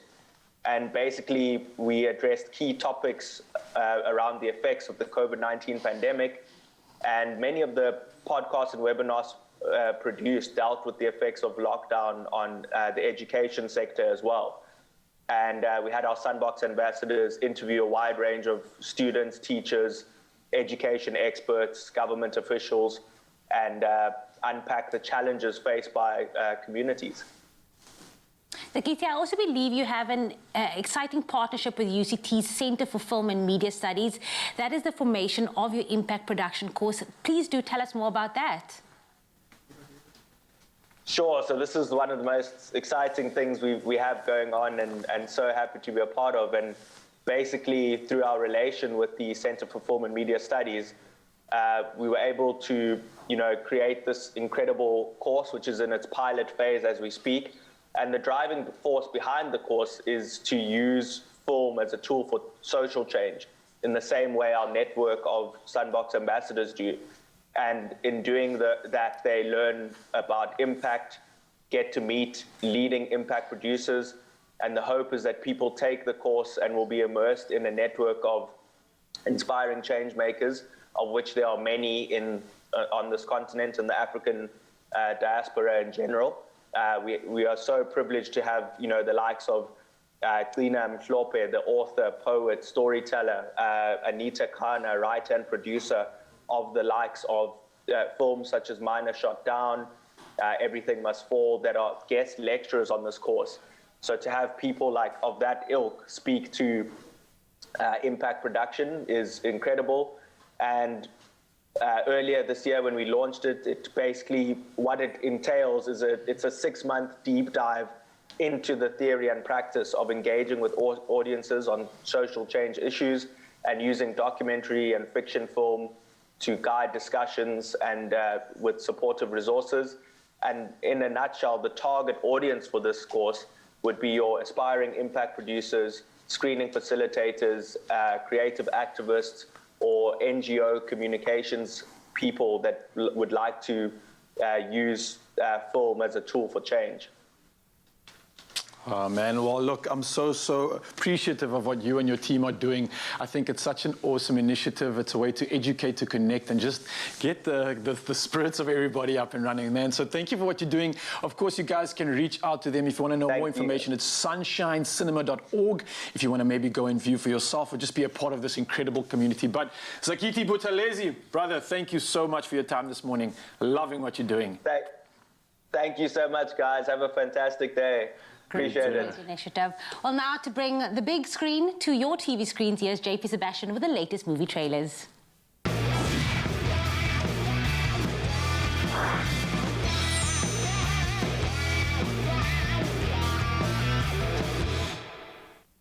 Yeah, time to entice you with some of those movie trailers that have caught the attention of our movie guru himself, Mr. JP Sebastian. JP, always great to connect with you, my friend. I hope you're having a wonderful morning. Oh, buddy, it looks like you are bringing something a little unnerving for us this morning. Take us through your movie trailers that have sparked your imagination. Well, since this week in South Africa we have 2 horrors releasing this Friday, I figured, well, let's all just make it horrors this morning. Yeah. And since that you have enough horror stories of your own about Jack just yet. You know how the little boy always becomes creepy in the movie, Graham? I think you've got like 1 more year for that. Ever since Jack brought me the goldfish, dude, I've had that thought. That seed has been planted in the back of my mind. Every parent has it at some point. So talk us through Son. I'm seeing Emil Hirsch on the cast list. We absolutely love him, a brilliant actor. What's the premise for this one? I will talk about this while you think about where to get enough holy water to put that goldfish in. So, Son is, lately I'm sure you've noticed a lot of the sort of streaming things that we're into. The series is about cults. Yeah. How does this happen? People fall into cults. It was Wild Wild Country, the first one. The second one was that one about the terrible hot yoga guy. And so Son picks up on that trend. Why are we interested in this stuff? It's a normal mom. It's a normal son in a normal American town. What could go wrong? Dropping him off at school, sweet enough. And then one night she hears a sound, something freaks out, goes to check on the boy, and there they are. What? No, I didn't like this. Not for me, no thank you. Very mom is, yes. There is a group of folks who are, it seems, back to kidnap the son, who after this occurrence gets a really serious illness. So there she is being interrogated by police, partly because she's like, these dudes are after me, I know them. I, which the movie lets on right here, used to be in a cult, and now they're coming back for me. I wonder what that is like, man. This is interesting. Like, there are people who probably we know who were in weird communities where it's not like necessarily evil, but like, how do you escape from that? And this whole movie is like, is this just happening in her head? Is she some sort of, attention seeker, or she got some serious issues that she needs to deal with? Because the cult dudes eventually permeate into society. They open their own mouths and they go, this is a story she's been making up forever, that she was trapped somewhere, that she was abused, but there is no cult. We are actually people who are trying to help her. All the while, sun goes muggy, things go down, and business ensues. There's no date for this in SA just yet, but like I said, it's one of those topics that for some reason we're all interested in, probably because of a bunch of red hats, these days because of a bunch of blue hats. Why cults are important, but it's not actually a good one. I think the terrifying reality is there's a cult out there right now operating, and the story just somehow touches on something that could be all too real, terrifying. The next one looks equally as terrifying, The Medium. What's going on? Okay. Yeah, that's my noise. That's not even me talking. That's my soul aching to escape from the medium. This gets JP's Nibra vote of the morning. It's all very atmospheric at the beginning. All very sort of just, these are just beautiful sort of like wide shots of Thailand. These are not the shots we're used to, by the way, South Africans. Every Thailand thing we see is like, come to Thailand, free visa, beautiful beaches. But I think that the director here, Banjong Pisanthanakun, is, man, that was impressive, is really determined to give its own patina to it for a change. Give Thailand its own kind of stories rather than a happy, smiley vacation beaches type thing. Dude previously did Shutter, which was remade by a Japanese director. I think we got an English version eventually, but he's got his own credentials and he's got his own following. So once all the pretty shots are over, people start whining out. And the story is you're looking there at the niece of a shaman who might be the inheritor of this power of shamanism. Don't worry, by the way, family viewers watching, I've mostly defanged this while trying to still make it feel like you're watching something horror. Yeah. So I'm be able to go back to your daily shamanism after watching this. But it's that found footage type look. So it's a bunch of documentarians watching the scenes that are going down. It's sort of like Blair. I was going to say, this is echoes of the Blair Witch Project that just is going to terrify certain people because it blurs the line of reality and fiction. And the fact that this could, again, be something that's actually happening is freaky in itself. Then you take us on to your third offering this morning, which looks equally as worrying and fills us with woe. Whoa, man. I thought that was the Keanu Reeves word, sorry. This is a super tiny one and low budget, which sometimes shame they deserve their own sunlight, even if they're dark. That's cheesy. So another one of these family dramas after something like Hereditary. These are becoming popular, like the difficulty of being in a human family. Let's address this. How do you talk to your siblings after someone has passed on? How do you break up a will? How do you decide what the inheritance is and all that kind of stuff and whatever? And the story is this dude, after the mysterious passing of his father, they're always mysterious passings, aren't they? Whether it was suicide or whether it was by something he himself conjured, the trailer lets on. The son is wrestling with that all the while, and the daughter, on the other hand, isn't much in the picture. She just wants the wrapping of the estate to be over. He's all the while cleaning up the house constantly, and he can't figure out, why does the wasp nest keep returning after I just cleared it away? Why does this keep breaking after I just fixed it, etc., etc. Look, main problem with Expresso this morning and JP's back is that horror movies, what do they lean on? Sound. Do yourselves a favor and go watch these trailers for yourselves, because that's half the story. Hearing the thing, but hopefully this gave you a nice taste of what you can look forward to. Well, no date for medium, no date for just yet, but they all look really strong, and I hope that we get some more horror in SA any day soon. Yeah, buddy, it looks like it's the season of, and we will be terrified. I absolutely love that. Well, there is one trailer that has been released this week that has got everyone talking. I'm speaking of Spider-Man No Way Home. We'll be getting into that in just a moment.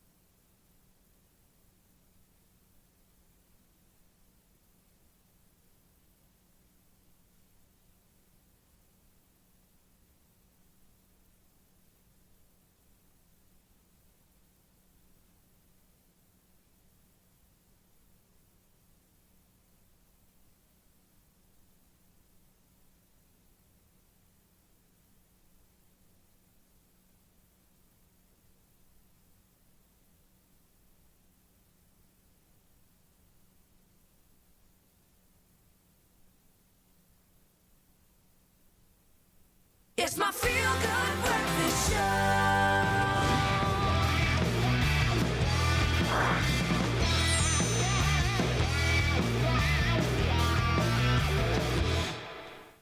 Welcome back as we do a deep dive into those movie trailers that have got the attention of our movie guru, Mr. JP Sebastian, and the entire Marvel Universe fan fraternity going crazy as we delve into probably the biggest movie trailer to be released over there, and it was kind of sneak released a little bit early, which a lot of people jumped on. I am talking about a Spider-Man. It is a new way of looking at the Marvel Universe from multiple dimensions. No Way Home. Mr. JP Sebastian, this is a big one. Looking at the buzz online, this is going to serve up a whole different slice for those Marvel fans. Yes, indeed. I think that there were a lot of sort of novel, new, fresh sort of ideas coming into these superhero movies as people were starting to go, everything's feeling samey, everything's feeling the same. And then Spider-Man Into the Spider-Verse, which was a masterpiece, starts riffing on the replication of the sameness and the same happening again, and the same and the same and the same. So this movie carries on with that idea, like you used the word yourself there very fancily. Multiverses coming into play. Peter Parker and Squeeze Zendaya. Is that Mary Jane? I'm sorry, I'm not a superhero movie fan. She's lying on the rooftop. She's reading tabloids about Peter Parker, not about Spider-Man, because now everyone knows his name. I don't know if you remember in the last one, there was that Mysterio dude, which the magical Jake Gyllenhaal, which no one's ever described him as before, revealed, doxed Peter Parker's identity to the entire world, told everyone who he is, and thus J. Jonah Jameson, who now runs one of these frantic, crazy, screaming conspiracy website type things, implicates Spider-Man into the murder of him. Who are you looking at there? Most importantly, Doctor Strange, who it seems this entire trailer is devoted to. It's just a teaser. This isn't the final thing, so we'll get more Spider-Man tasters later. Doctor Strange is approached by young Peter Parker. They're struggling to call him Stephen, his first name. Both of them find that a bit weird in the comical little scene. Hey, Wong, he's back, and he tells Doctor Strange, please don't get up to shenanigans with the boy just because he's asking for his reputation to be wiped clean, basically doing the MIB flashy thing to the entirety of the world, so that no one remembers he's Peter Parker anymore, so he can carry on with his job in the safety and the not the fear of the smartphones being held up at him and whatever. This is a bit ridiculous though, and they're going to have to explain this very well. This movie happens a year after the events of Endgame. So Doctor Strange has, I don't know if you remember, he fought the Endgame war like 1 trillion times. He died 1 trillion times minus one. He fought Dormammu, the ancient cosmic demon dude, like 1 million times as well, and had to, you know, die and die and die. Until they could find the one way to beat him. With social media clout, let me do a spell for him that might jeopardize the entire universe. Please explain. But nevertheless, I think that's obviously going to be tons of fun because I'm happy to hear that cackle. Maybe in the background. That's yes. Maybe once you've saved the universe, once you've survived the click moment, you've earned the right. You've earned a couple of favors from those that can. And of course, it brings the conundrum, though. What's going to happen about the people that he wants to remember who he is, like his Aunt May and his best mate and his new Squeeze, as you put it. So some interesting questions raised there. Do you think, because I suppose we're all struggling to come to terms with what happened after that moment, is this going to be able to tie it all together? Is this the next thing for Marvel fans, or is this more for those diehards of Spider-Man, because we're seeing the greats, Willem Dafoe, Alfred Molina, Jamie Foxx returning to the fold, which is a whole different Spider-Man universe. Are they going to be able to tie it all together? Oh man, the return of the Sam Raimi people, Alfred Molina, Dr. Octopus, and Green Goblin, Willem Dafoe, fantastic. Tying it all together, I wouldn't worry about so much right now because this is just the sort of the taste of the tip of the iceberg of the entrance into Phase 4. So now that Endgame and Infinity War and all that, geez, I gesticulate a lot on a tiny boat.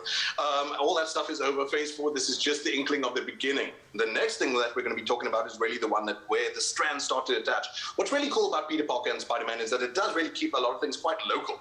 Not everything's necessarily cataclysmic, cosmic endings and whatever. So there'll be bits and pieces, obviously, to help Graham along with that larger conspiracy. What does it all mean? But the one that answers most of the questions is the next trailer we're talking about. By the way, Spider-Man releases, this is December 17th in South Africa. Okay, love that one. We cannot wait. Now let's talk about the Eternals. So again, we go back to the click moment, and we discover that there's a bunch of superheroes, supernaturals that were doing absolutely nothing while Thanos was destroying the world, yet they have the coolest powers known to man within the universe. What's going on in the Essentials? Or the Eternals? Do you feel... Well, they are essential, but they're also eternal. What's... You probably need some essential oils for a massage after this fight. I don't know what I'm talking about. I'm trying to help you along here, saving your backside. So the Eternals, as the youngsters these days call them, Graham, like you said, it's this weird sort of layering on of another dimension of people who just magically weren't on the scene the whole time, which is like, okay, they wanted another script. By the way, the name you're looking at, they're pretty important. Chloe Zhao. You might remember from the Oscars a lot of the hype from Nomadland. Here she is directing. First time I think that they really get a prestige director, one of these arty types. Boom, something hits planet Earth. This is all happening 5 days after the click that you just mentioned. 7 days after the click. They have 5 days after, and they have 7 days to save the Earth. Whatever, watch the trailer for yourself. I've got a D for maths in the train. So Salma Hayek explaining this, that after the click, a huge amount of energy was released, and gigantic evil space demon man. Details are obviously very thin at this point, which they're referring to as the space fetus, or the comics are very good. I've not read them myself, but from little tidbits I've seen or whatever, he's this dude who is enticed by this massive release of energy. And the Eternals, including Salma Hayek, including Rob Stark, including other dude from kid character from Game of Thrones, including Gemma Chan from Crazy Rich Asians, Angelina Jolie, etc., etc. Kumail Nanjiani, who lost everyone's kilos for this movie. They all magically come together after the fact, and it seems that they were caretakers all the time. Actually, there's something quite sweet about this movie. Sorry, I know I'm going over time now. But rather than just like, let's attack the bad guy and be the sort of offensive or the leading edge of the defensive, they actually do seem like a force that cares about each little human being like it's their own little baby. And that's something quite tender that I think has been missing from a lot of the movies. Doesn't make them bad, but it's a new kind of dimension. These are caretakers, not just sort of defenders. So that should be interesting. Eternals is 5th of November in SA. Not too long a wait for two amazing films. JP Sebastian, you do not disappoint. You have befuddled my mind, which is exactly what we want when we are moving into multiple universes. And it seems that's where the Marvel Universe is headed. JP, we love you, guy. Thank you so much for that. I love you all too. Please take your vaccines. Take your vaccines like it's vitamin tablets. Get your jabs, you know what I mean. Yeah, it's V-Day in South Africa. Go and get those vaccines and go and check out these movie trailers for yourself, especially the ones he listed earlier, to get that atmospheric sound included in it. Some great movies headed our way. Oh, we sure do love a good movie. But you know what South Africans also love? Is a good steak. And you really can't beat a nice aromatic marinade to take the juicy steak to a whole other level. Today we're adding an unexpected twist with a delicious Nespresso coffee marinade that will pack a flavor punch. To me, I've never heard of this. Normally with my steaks, and especially with such a good piece of meat, salt, pepper, bit of lemon, and Bob's your uncle. Well, but coffee? Hello. I know, girl. It adds a very nice touch of flavor there, and maybe you should actually get started on it because I'm going to need it for the marinade. But like you said, girl, any good steak starts with a little bit of salt and pepper. But before I go there, I want to drizzle a bit of oil on it because you want to make sure that the salt and pepper can actually adhere to that piece of meat that you're going to be using here. So I just want to brush each side of it with some oil. You can do that. So we are going to be using the Nespresso Vienna, the Nizio Lungo, which I absolutely love. And I just think that it's going to be paired so beautifully with the flavors you have there. Obviously, this one is very smooth, it is silky, and it is balanced, and it comes from South American Arabica. So if you wanted to know what the taste profile is like, it is quite a mild body, quite a bit of bitterness, a medium roast, and very slight acidity. So again, complementing the beautiful flavors you're coming there. I know the piece of meat, one thing G has taught me is that it is so important that the meat rests, okay? Very important. Right? And also very important that if you're making such kind of meat that has a nice juicy layer of fat, start fat side down first. Make sure you get that fat rendered, and then once you've done that, you can actually go into the other sides of your meat. I think it's good enough to leave it alone. Just can on its own. I was so tempted to drink this right now, but I know not. This is going to be the first one, so the first lungo going in for our marinade, and then I'm going to pop in another capsule over here. So while you're doing that, then I think I'm going to let this baby fall over so that we can get started on the marinade, because in essence what we want here, Jamie, is that the residual heat from the coffee is going to dissolve everything else that we're putting in here. And into this marinade, we've got some Worcestershire, guys. Worcestershire. It is. What it is. That person, that one. Worcestershire. Inside.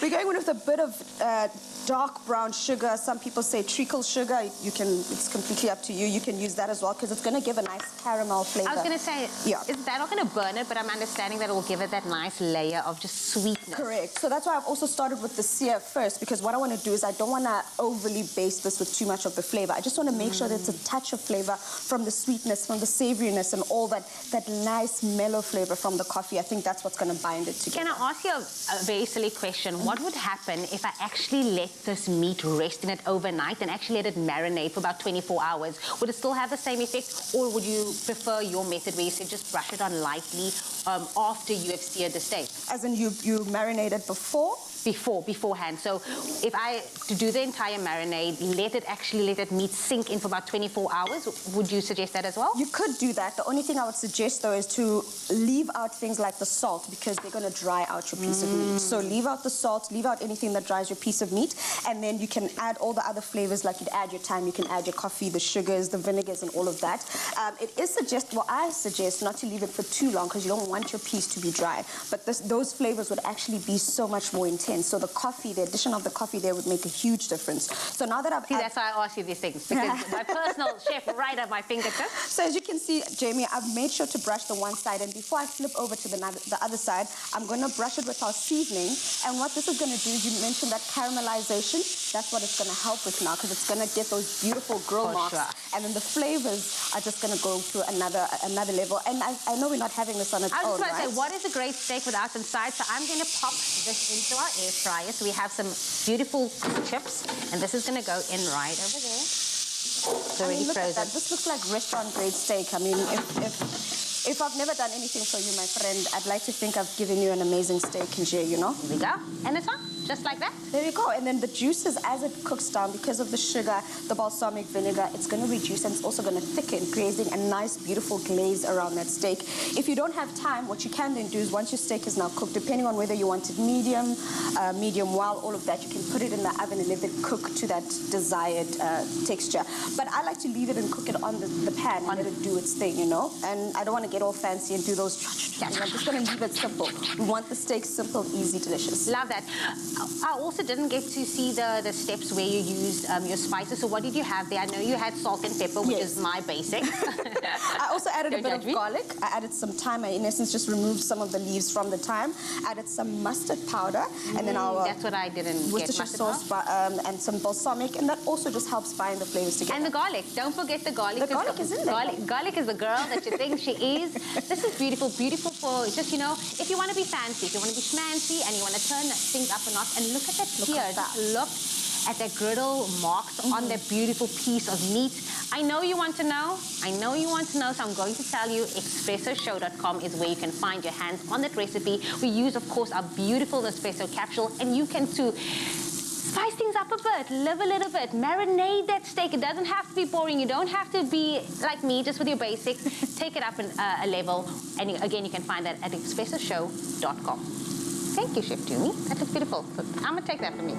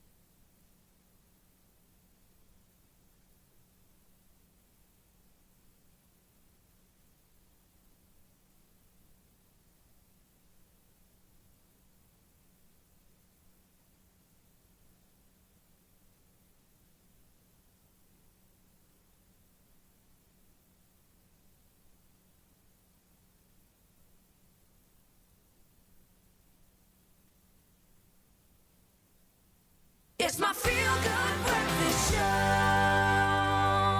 Welcome back, you beautiful souls. We're still carrying on all the magic right here on your Feel Good Breakfast Show. We've had so much inspiration when it comes to the air fryer and so much coming at you. And we've got a performance with these legends, so don't go anywhere. Let's find out what's happening in the news first, and then we'll be back here. Thank you, Raul. 2 minutes after 8 o'clock, time to have a final look at those news headlines. Starting with your national news, the University of Cape Town has been rated as Africa's top university in the 2021 academic ranking of world universities and ranks in the 201 to 300 band of 1,000 institutions worldwide.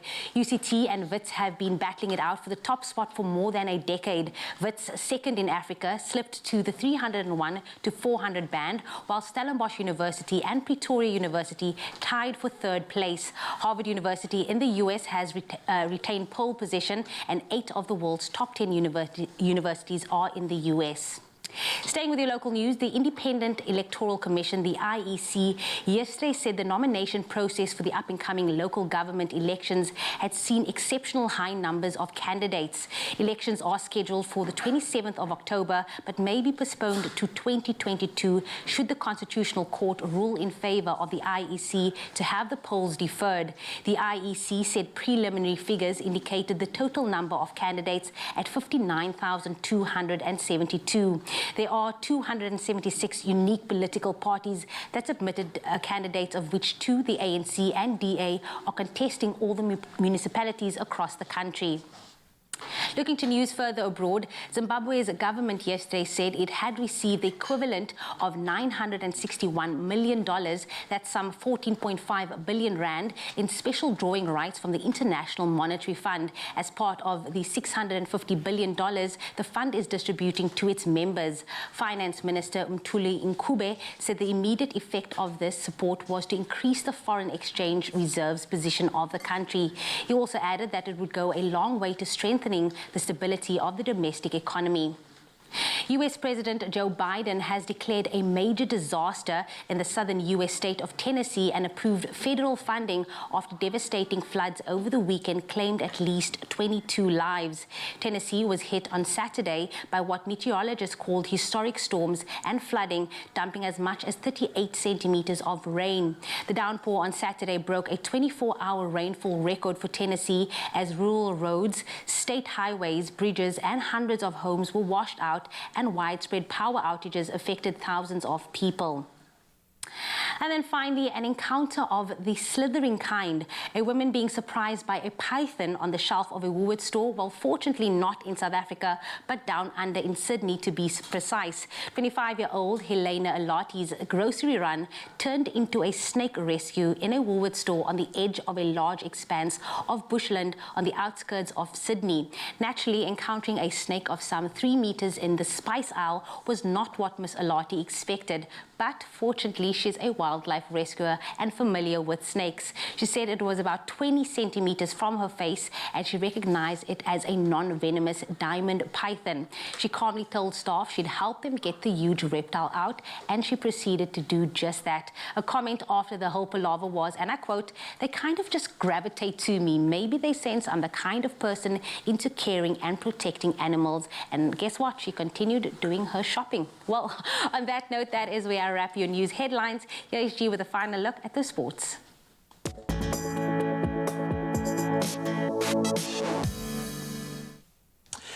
Thanks so much, Jamie. Let's start with the Paralympics. And after a visually stunning opening ceremony, the 2020 Paralympic Games are now officially underway in Tokyo. And Team South Africa will be hoping to improve on their medal haul from Rio back in 2016.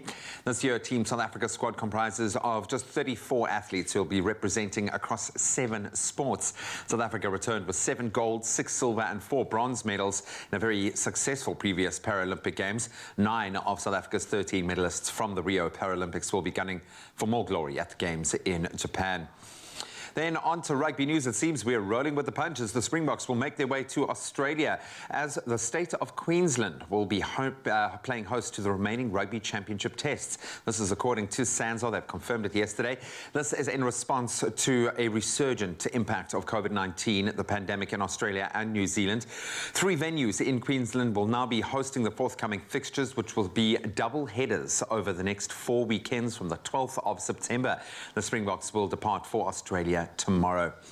And then finally, we're still waiting for those goals. It was a frustrating night in the Premier Soccer League for reigning champions Mamelodi Sundowns and Soweto Giants Orlando Pirates, who were held to goalless draws in their respective fixtures. So the match between the Brazilians and Chippa United ended 0-0 at the Nelson Mandela Bay Stadium. The match day 2 result, however, did put the Chile boys and Masandawana in first and second place on the log, respectively. Now the results, the Buccaneers and newcomers, so at least they got a new name, Marumo Gallants, they shared the spoils in a goalless draw at the Peter Mokaba Stadium. That PSL action will continue this evening, and we'll bring you an update tomorrow morning. But that's a wrap of your sport for this morning. Let's take one last look at the weather and see what the temperatures have in store.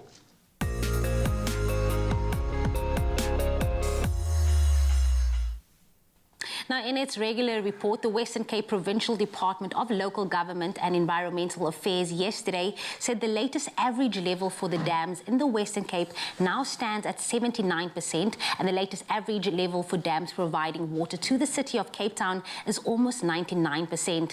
It also said the cold fronts reported of by the Weather Service are expected to make landfall tomorrow, with heavy rain predicted from the afternoon, spreading over the entire province by evening. Rainfall measuring 50 millimeters can be expected over the southwestern parts of the province and may lead to localized flooding. Light to moderate snowfalls can also be expected over high-lying areas. MEC Anton Bedell said the province's disaster management centers were on standby and urged the public to take note of the latest weather warnings. He said simple preparations ahead of time could make such a huge difference. And then you already know this, but we love starting the day off with a few sunrise photos, and as always, our viewers never fail to come through for us. Now, starting us off this morning was Alessandro Sebinda from El Dorado Park, who captured this picturesque and crisp winter morning as the sun starts to rise in the distance. Another one came through from Prince from Babsfontein, Gauteng, who took this great shot as the sun comes up over the horizon, casting some beautiful rays across the sky.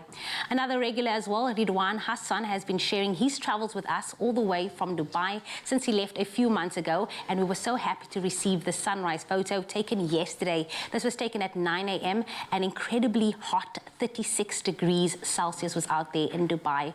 And then last but definitely not least, bring it back to South African shores, we had Sandra February from Cape Town, who captured this beautiful photo capturing a silhouetted bird as it takes flight. Remember to keep them coming on our social media platforms. We love to see how you start your day. But right now, here is a final look at the temperatures for today. We start off with you, Polokwane. Do expect a low of 12 today that will peak at 25. For you, Umbombela, it will range from 14 to 24. Pretoria, a minimum of 14 to 27 is expected. Johannesburg, 11 to 25. And then Mahikeng can be seen with a low of 15 that will peak at 29. Klerksdorp, for you, it is 13 to 29. Kimberley ranges from 13 to 27. And for you, Bloemfontein, do expect a minimum of 7 that will peak at 25.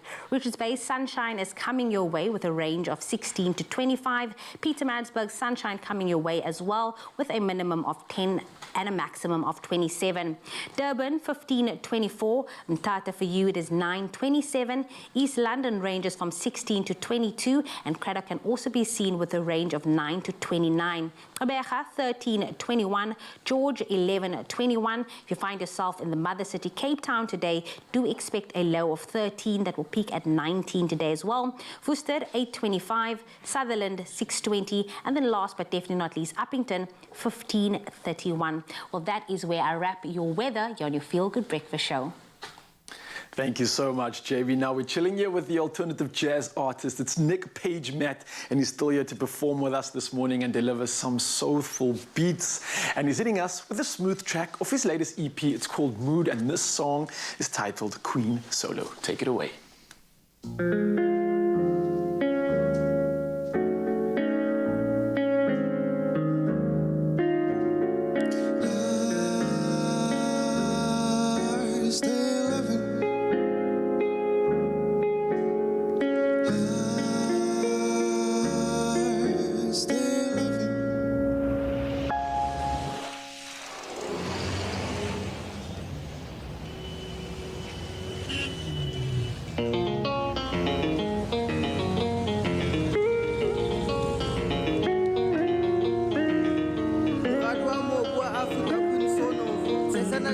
Marame ha sa madikelong a letsatsi ke bophelo-pelong tsa bafutswana kgaitsedi ya gabo moleboeng bophulumathuteng tsa boshaka zulu pelwana ya ka nqane ditaba tsa mafutofito ke tshaba beso.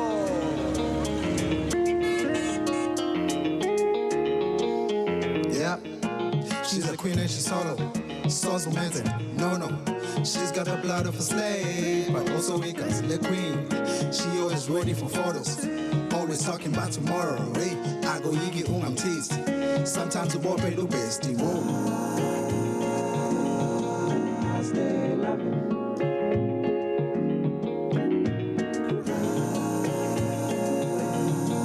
I stay loving. Yeah, she's the queen and she's solo.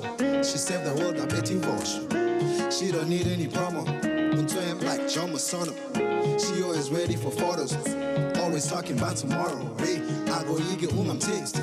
Sometimes the boy pay look best. Whoa.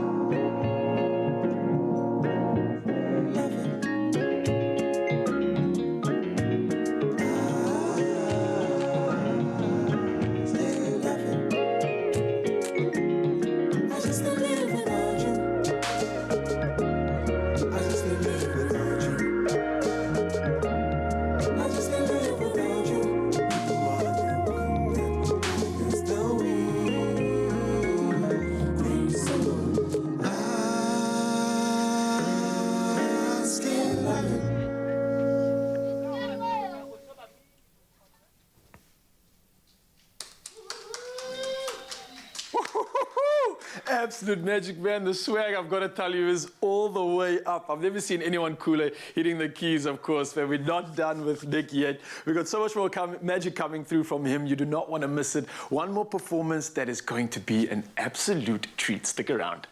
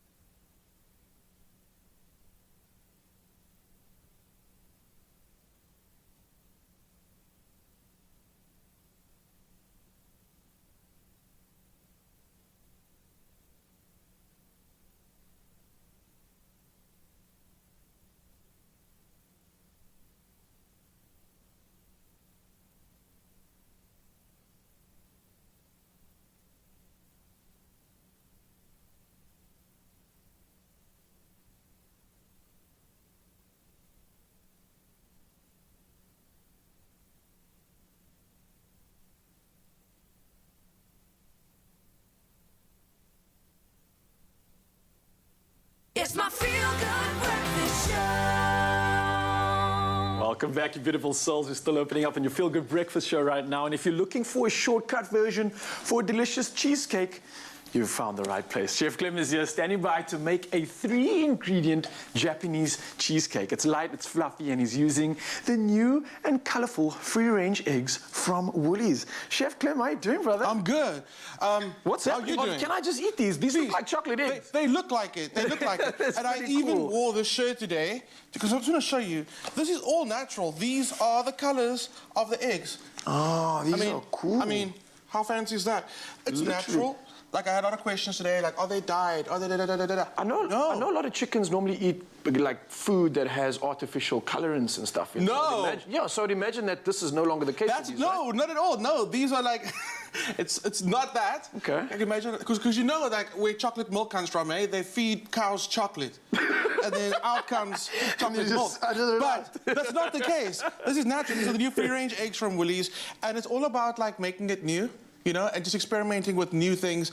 And this is quite a taste experience. I mean, it's got people talking this morning. We do eat with our eyes at the same time. So already I'm being visually stimulated. And it just looks like fun. Like, I want to make something with these eggs. They look cool. Absolutely. Okay, so what I'm going to need you to do is... Let's start by, we've already separated some eggs, because that's the part that this recipe uses 3 ingredients. Yes. It's eggs, chocolate, and cream cheese. Eggs, chocolate, and cream So while the cheese, cream okay. cheese is on the way, I'm going to ask you to continue whipping the egg whites All for me. right. And that's what Another gives spray up, yeah? Yes, that's what gives the cream cheese the cheesecake.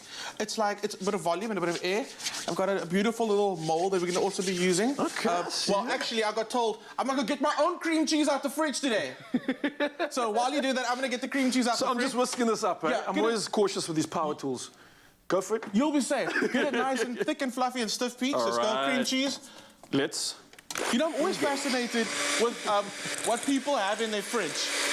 That's a very interesting fridge. We should do a fridge do tour like a behind very the soon. scenes one Behind the day on scenes, that. yeah, absolutely. Okay, I've got the cream cheese.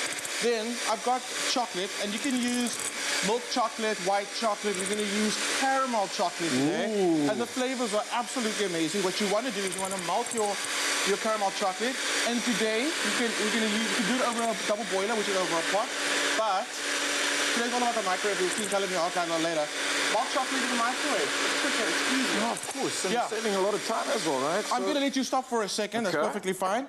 Then let's get started. So, when you melt your chocolate, we know that as soon as you add eggs to anything hot, it turns to scrambled eggs. So you need to cool a bit. Feel that? That's just like nice and warm. That's comfy. Yeah, just That's above comfy, room temperature for sure. So to that, we're going to add our egg yolks. 4 egg yolks. So the egg white is over here on this side, right? You got the yolks over there. Got And the again, yolks you over said there. you can replace this with a normal chocolate, a white chocolate. We're going for caramel today. You could do dark as well. I was just going to ask you because that's my vibe. Dark chocolate? Work, yeah.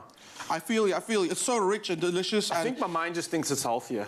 That's why. And I like that about you. I like that about you. Because if you tell me something's healthy, I will absolutely just like put it on my can eat as much as I like list. For all intents and purposes, and don't quote me on this, but this caramel is healthy. Okay, so we're gonna go with some cream cheese.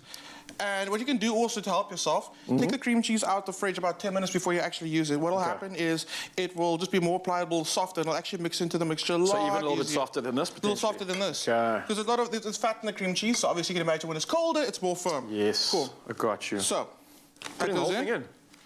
There we go. Perfect. And let's see, I'm actually going to ask you if you can use your whisk again, your electric beater to bring it in. Want to beat on that side? Yeah. Here we go. Just beat it, beat it. Go, Michael. Go, Michael. Go. Beat it. Go.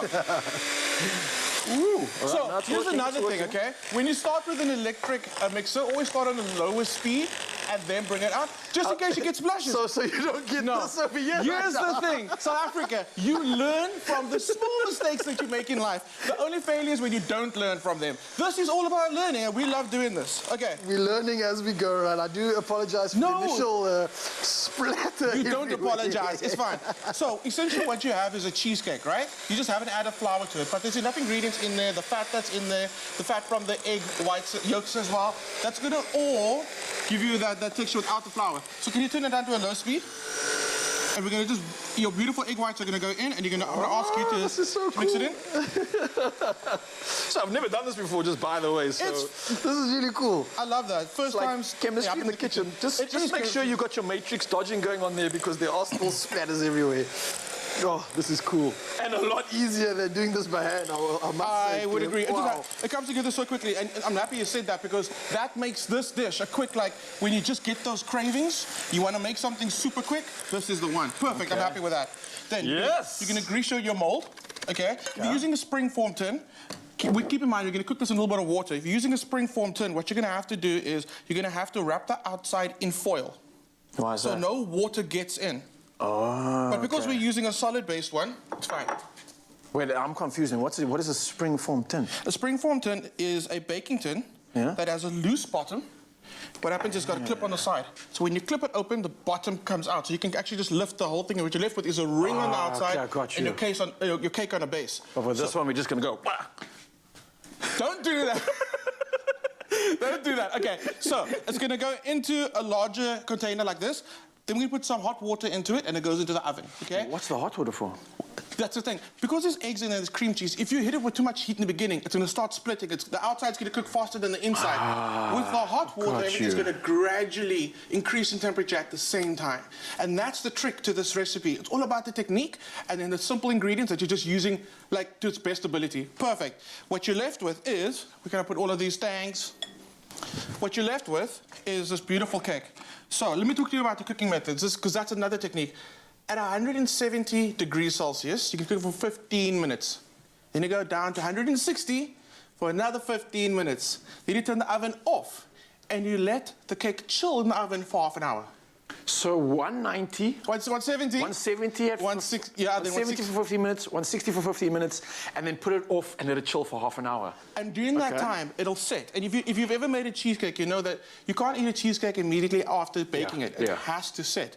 But while it rests in the oven, that's that setting time that it needs. So it's naturally setting by incorporating this phase of cooling down, so to speak. Absolutely. Right? Absolutely. Okay. Okay, you ready for this? I'm You ready. can either drizzle it with like a caramel sauce. I find that icing sugar is the best thing. Because it's such a simple cake, why not finish it in a simple manner? I like that. I'm just so blown away at how this thing even looks coming out of there. It's so cool. It is very, very cool. And is it spongy? It is. I'm gonna try and get a knife so I can cut you a slice. I can just show the world what it looks like on the inside. Da-da-da-da. And of course, if everybody's watching right now and wondering, what's going on? It's a 3-ingredient recipe that Chef Clem is showing us. You can get the recipe at woolworths.co.za. It's the one that you need when it comes to nothing in the pantry and just eggs. Yes. And what else was it? So look for the when you're on Woolies, look for the new labeling, the new green labeling on it, and you'll check it out, and that's exactly what you're doing. You see the logo over there? That's the new eggs. Check them out, try it. You know what I'm gonna do? I'm gonna cut a slice during Culinary Hotline and show the world. Okay? Oh, How's I have about to that? wait. You have to wait. Okay, fine. You have to wait. The temptation is so real, but stick around, guys. You can also catch us tomorrow for 3-ingredient recipes like scrumptious cake pops, soft milk buns, and a yummy milkshake. But before we do that, we're going to tuck into this a little bit later. Don't go anywhere. Check it out.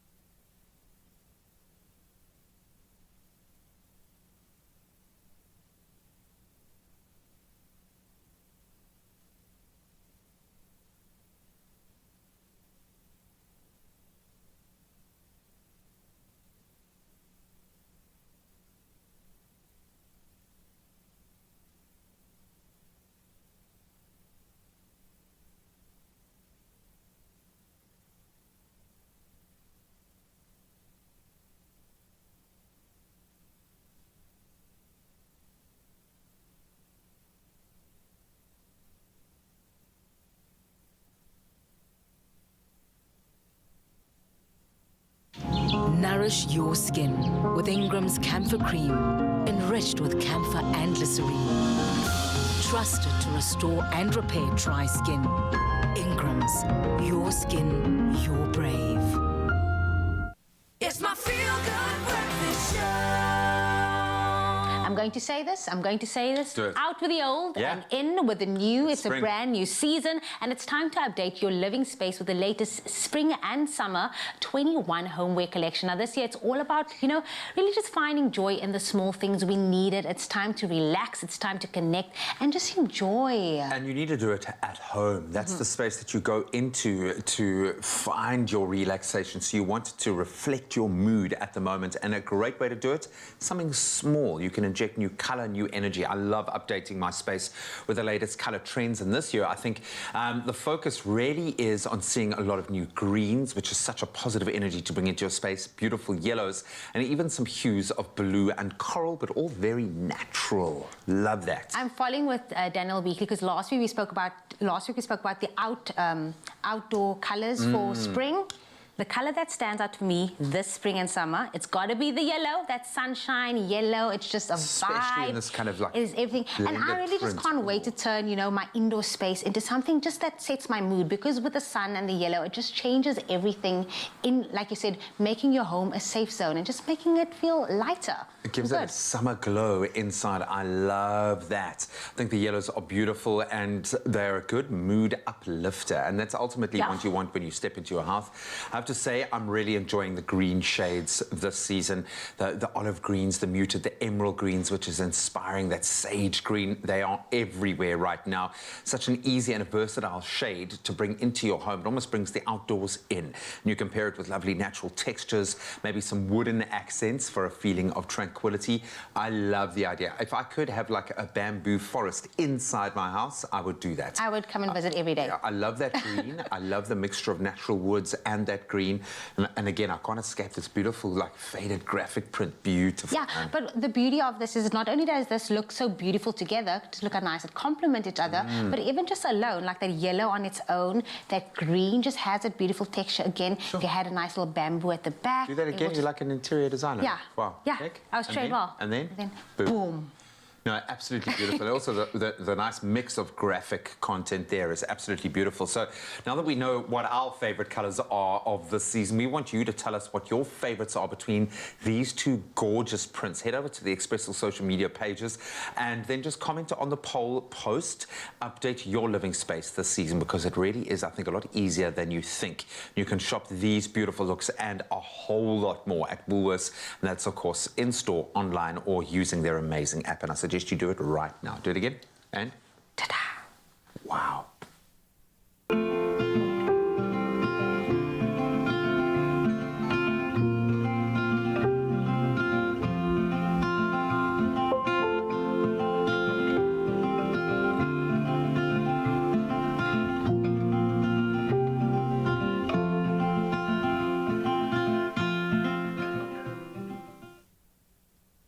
I don't know if you ever heard this saying, but it's something I definitely believe in. People who give you their food are people who are giving you their heart. Now, Graham teamed up with chef Mariam Jakut Harris to make one of her specialty dishes, a mouth-watering lamb kofta and quinoa salad. And Graham joined her family to do a food drop-off to the community too. Let's check it out. The art of eating healthily and deliciously doesn't have to be a difficult balancing act. Mariam from Cooked Inc. shows us how she has mastered this after a turning point in her life had a knock-on effect for an entire community. Mariam, I'm very excited that I can play a small part in helping you kind of, I don't want to say cook, but I'll help you put it all together. But more importantly, helping you deliver the meals later is going to be a real joy. But I want you to take me back to the beginning. I know your story has a lot of emotion behind it. You could have gone in a number of different directions. Why Cooked Inc.? What was the inspiration? So my passion for cooking came out of tragedy. I am a cancer survivor, and during that period I started educating myself about food, about nutrition, the impact it has on your body. In my community, people love their curries, people like to eat their stews, but I'm trying to show people that you can still eat all of this food, but just in a healthier way, and cook healthier. And that's why I love my Instant Pot, because your curries, your stews, you can do all of that, right? But just with less oil, and it reduces your cooking time. So big question, what's on the menu today? The first thing we're going to get started on is our quinoa, which is the only complete plant protein. Really? It has all 9 amino acids. So I've already rinsed our quinoa right? And it's going into our Instant Pot for only 1 minute. The reason I love doing my quinoa in here is because you always get your ratios right. So it comes out perfect and you don't have to watch it. So while our quinoa cooks, let's get our koftas going. Okay, I'm ready to help. So let's start by chopping our onion nice and fine. So we are now going to chop up our aromatics, our garlic, our herbs, and our chili. Great. So we want to get it nice and fine just to start releasing all that flavor. How do you know how much heat to add? As much as you can handle. So I have a tip. You break open your chili and you smell it. Okay. And it can tell you how hot that is. Really? It's quite mild. And the green chili is nice and fresh as Yes. well. Hey? And this is going into our bowl now with the rest of our ingredients. Right, I think that's come together nicely. I'm getting those aromatics. I think Yes. these are going to be bang full of flavor. Okay, our quinoa is done. That is crazy. I can't believe we just cooked quinoa in 1 minute. 1 minute. That's normally like a 20, 30-minute process. That's insane. All right, so on to our koftas. Yes. Hands cleaned and washed. Washed and ready. All right. We are going to put just a little bit of olive oil into our palm. Oh, and I was joking about moisturizing my hands earlier. This is brilliant. Okay. Right. I think I'm starting to get the hang of it. I know we're only a couple of balls in. You've only got like 300 left to make today. It really does bring to bear that you are cooking for the masses here. This is a production line. How has having appliances like the Vortex air fryer and the Instant Pot changed your business operations? It has helped me immensely, especially when it comes to being a hands-off pot, right? I can put my legumes in there and walk away. I can do my quinoa like we did now. We can even do hands-off risotto in 6 minutes. Pressure cooking increases the nutritional value, whereas generic cooking on the stovetop, you lose some of that nutrition.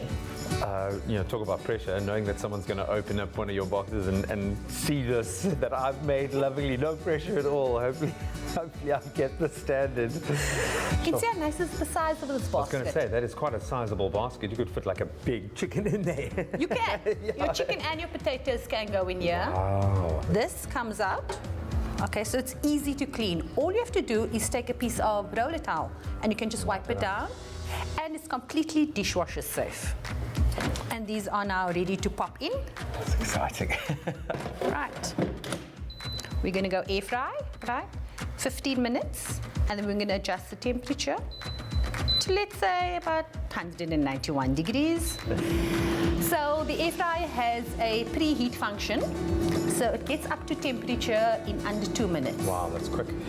I'm looking at the Vortex Plus here. I'm wondering what the difference is. Obviously a great finish. I love the look of it, the chrome finish, but in terms of the model, what's the difference? This one can dehydrate also. On the regular Vortex goes only till 1 hour, right?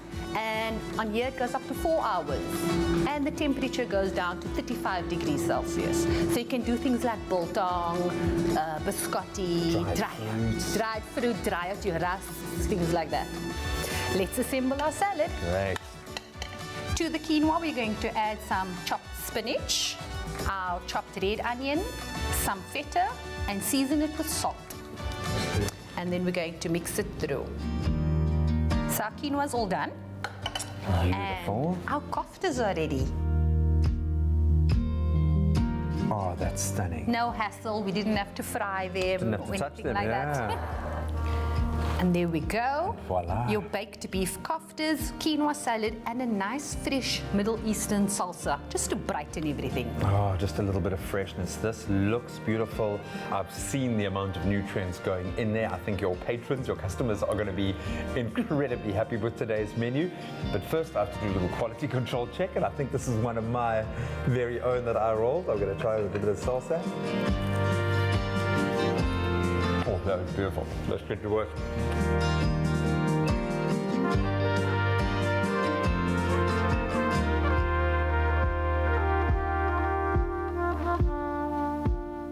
You know, it's one thing knowing that the food you've poured your heart into preparing is going to customers who love it.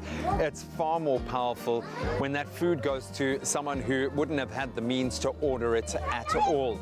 We know that winters in Cape Town are harsh, even more so without a roof over your head to keep you warm, or something as simple, something that you definitely take for granted yourself, a warm meal in your belly to sustain you. And that's why Mariam and the cooking team and her family are trying to make just a little bit of a difference every day.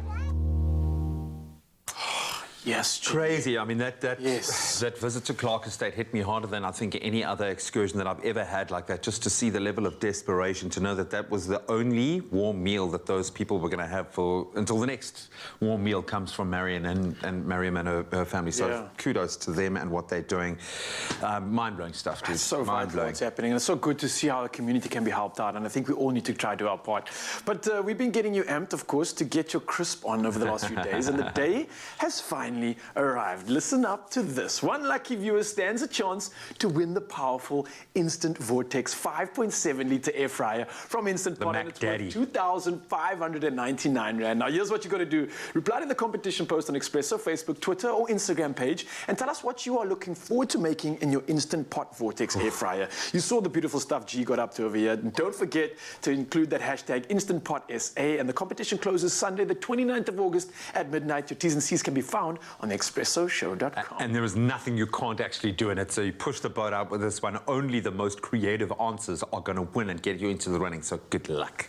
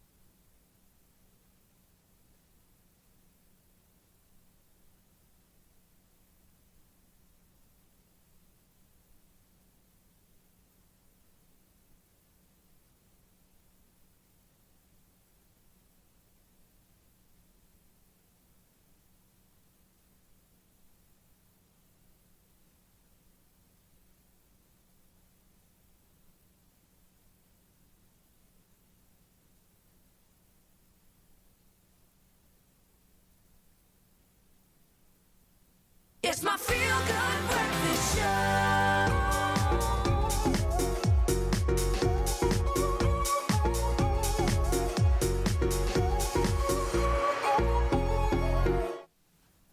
Yeah, he's got a cool intro because he's a cool guy, the Mac Daddy, my big man in the kitchen.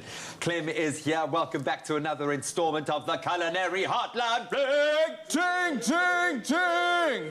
There's a lot of bass in that one. The boys are here. We are joined by one of our favorites, chefs. He's a Clem chef, in fact. And if you have any questions, Chef Clem is, I think, an encyclopedic knowledge of all things in the kitchen. But we want you to phone us right now. 021 110 552.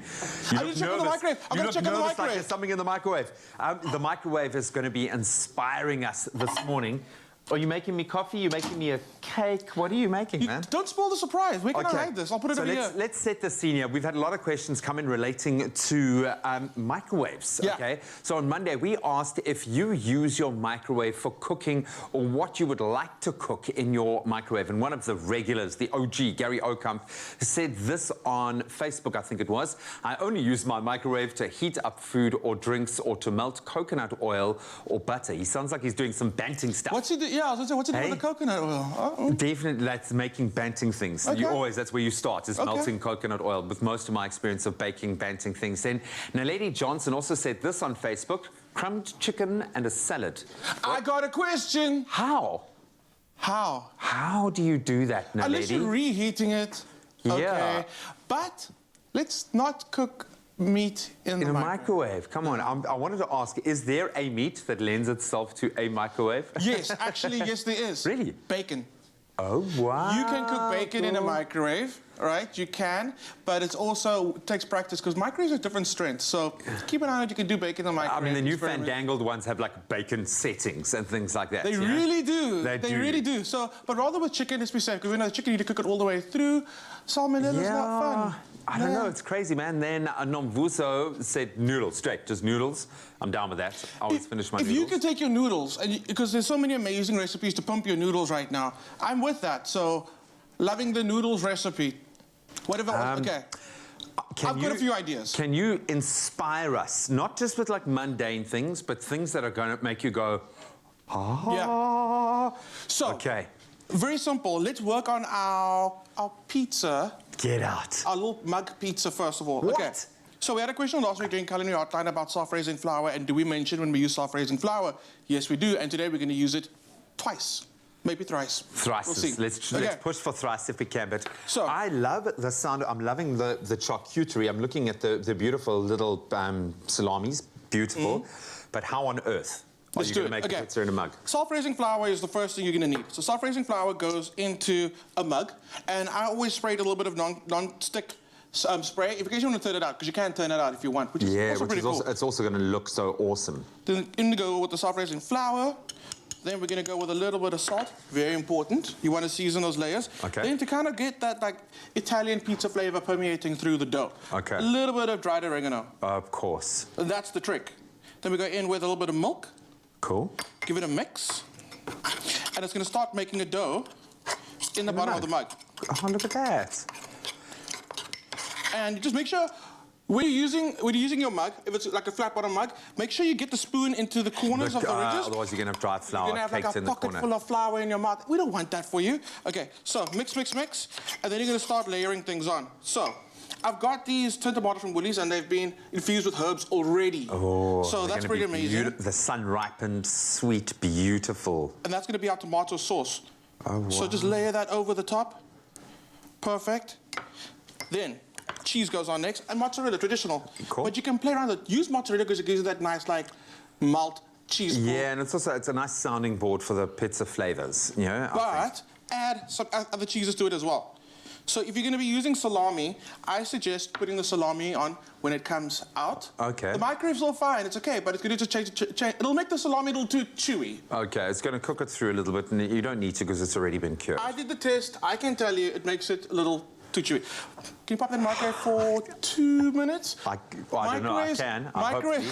Microwaves have different strengths, so it's worthwhile just keeping an eye on it. It looks like it's got 2 minutes set really? already, yeah. So convenient, I'm gonna okay. No? Okay. It's 2 minutes and 1 second, so hopefully the 1 second's not going to... So you can see it puffs up. You've got that dough at the bottom. You got your tomato sauce, you got your cheese. A little bit of extra cheese goes on the top. A little, like a few slices of salami. And Woolies have already got these tiny little salami slices. So all you got to do, you can cut them into tiny little triangles. Then to kind of like say it would have been a pizza slice. Yeah. But all I do is just a little bit of extra oregano. I promise you it makes all the difference in the world. Then you're going in with your salami. You could use smoked chicken. What's your favorite bacon topping? I mean, pizza topping. Did I say bacon? Is it bacon? Prosciutto, something like that. You fancy. Yeah, man. You fancy. Once a month, you order that pizza and you blow the budget, man. I love it. You can always tell a good pizzeria by their margarita. If they have a good margarita. For sure, yeah.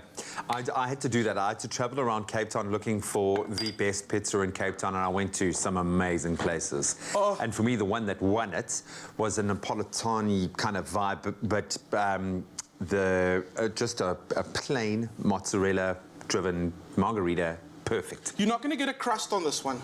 It's a different style. Think deep dish. Yeah. Think deep dish in a mug. And because it comes together so quickly... exciting. Like, we're going to be heading for a few rainy days coming now. If you're chilling on the couch, watching YouTube, watching Expresso on YouTube, that's what you need to make. It's so delicious. Absolutely beautiful. I love it. So we are connecting with someone right now, and I think she is an absolute superstar. Oh. Hello. This is Graham Richards on the Expresso Show. Welcome to the Culinary Hotline. Bling, ting, ting, ting. Oh, it looks like we've gone to video call. Wow. A very good morning. Who am I speaking to? You're speaking to Val. Val, you look gorgeous this morning. I'm going to put you on full video call and put the phone down. Val, welcome to the Expresso show and the culinary hotline. Chef Clem is here to answer your question. What would you like to ask him this morning? I am, thank you very much for having me, first of all, Graham and Chef Clem. Beautiful. I really would like to, Chef Clem made 3-ingredient bread once a few weeks ago, or maybe a month ago. I was so intrigued by it, and I want to show off to my friends and my family with that recipe. Please, Chef Clem, if you don't mind sharing it with us. Can you do it? Will he do it? I can do it. Because you look so lovely, because it looks like you watch the show regularly, I think we're going to twist his arm and he's going to do it. That's awesome. Thank you so much. That's so cool. That is beautiful. I'm really impressed. Thank you so much. The 3-ingredient bread. Okay, so it's actually a 2-ingredient bread, but it becomes a 3-ingredient bread when you don't have buttermilk at home. Okay. And I love this recipe because it happens often. You go to the fridge.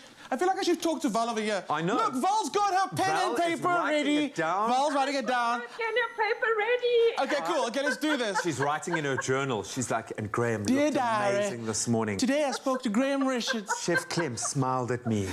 I think Graham winked. Okay, so if you don't have buttermilk at home, and this happens a lot because buttermilk, most of you have it when you know you're going to be baking. But if you don't have buttermilk, what do? It's simple. It's milk, and lemon juice. And what you do is you stir the lemon juice into the milk, and you set it aside. Leave it for like 10 minutes, and you'll see it'll start separating the whey from the proteins, and then you mix it all back together again, and it'll start thickening up. This is one that we started making. We started making this about 10 minutes ago as well. Oh, so this is right now. This is live. And you can see how thick it is. It's got that good thickness. And then we made that ourselves. Okay, that's a good idea. There we go, you got that. Wow. Then the next ingredient again, hero ingredient, self-raising flour. Okay, there's a reaction that happens between the self-raising flour and the new buttermilk that we've made that gives it lift. What I like, let me just get our pizza. I'll take it. There we go. Oh, So, I wanted to take the pizza. Here's the thing. Salt goes into your flour. Self-raising flour. If you don't add salt, okay, salt doesn't count as an ingredient. You should always just have it. And if you don't add salt, it is bland. It is bland. Okay. Okay. So there we go. Then you're gonna add your buttermilk to your flour, and you're gonna give it a mix. So the initial recipe only has the 3 ingredients: the lemon juice, the milk, and the flour. But it's a canvas. Yeah, but have you thought about love? Have you? Because have you added love? Then it's officially a 4. There we go. You added the love. Added the love. It's officially a 4-ingredient meal because you're adding love as well. So yes, love. We will now write all our recipes and sign it off with the other ingredient. The other love. ingredients. So what it is? It's quite dry. Yeah. Okay? So what you're gonna do is it looks a bit dry, but before you add anything else, bring it together. Because once you start getting your hands in there, then you see it starts coming together as a dough. What I love about this recipe, you don't need to knead the dough. Don't need it. Don't need it. Bring it together as a dough, and then you're good. You see, you're not going to need more liquid. Really? So, as you start bringing it together, you form that dough, and that's enough. And look at those glutens, yeah. Oh, hey, them good glutes. So, what I do is I always put the dough aside. I'll put the dough aside for 15 minutes, just to let the moisture absorb the flour in there. And then, Val, it goes straight into the oven. 180 for safety. Keep it on. It's about 35 minutes, and you'll have the easiest, peasiest bread dough made. With 4 ingredients. 4 ingredients. Okay, and now I know we're running out of time. So what we do is we're going to load the recipe for a chocolate brownie in a mug. Yes, okay, we will. on the Expresso website. Go and check that one out. What has Graham got? I've got our beautiful pizza You've got our in pizza. a mug. Look at that. Val, thank you so much for joining us. I feel like you actually are in the kitchen with us. Thank you for also dressing up this morning. You look gorgeous. We really appreciate the fact that you watch the show so much. And we are sending you so much love. So there you have it. You get to tell the people that are eating the bread that you made the buttermilk yourself. And of course, that 4th ingredient, love. Always. We really appreciate you, Val. Thank you, guys. Thank you. Thank you so much. Have an amazing day. And of course, you can find all of our recipes on expressoshow.com. That was an insightful, a beautiful, and a really easy microwave-driven culinary hotline. Bling! Ding, ding, ding! Look at us living our best life, getting treated to the best life. We work hard. We get to live like this. It feels like it's a picnic. It feels like it's a summer day, like it's spring, you know, that vibe. Speaking of spring, which is already around the corner, now if you are looking forward to the new season, then this might excite you even more. Now get this, Clover Bliss would like to indulge you on a fresh and floral #Bliss special moments experience in Cape Town. Oh yeah, come to the Mother City. Now all you have to do is nominate someone special who you think deserves to be treated to this once-in-a-lifetime blissful experience. All you have to do is visit the Clover Bliss Facebook page and nominate that special someone in the comments of the Clover Bliss competition post. Now remember, those T's and C's do apply and can be found on clover.co.za, because who knows, you might be living your best life like us too. Hey! Yeah. Cheers on that one. Get your crisp on this morning with a chance to win the powerful Instant Vortex 5.7-litre air fryer from Instant Pot worth 2,599 Rand. The Vortex is the ultimate air fryer with a big capacity, smart, stylish design, and it's super easy to clean. Today could be your lucky day.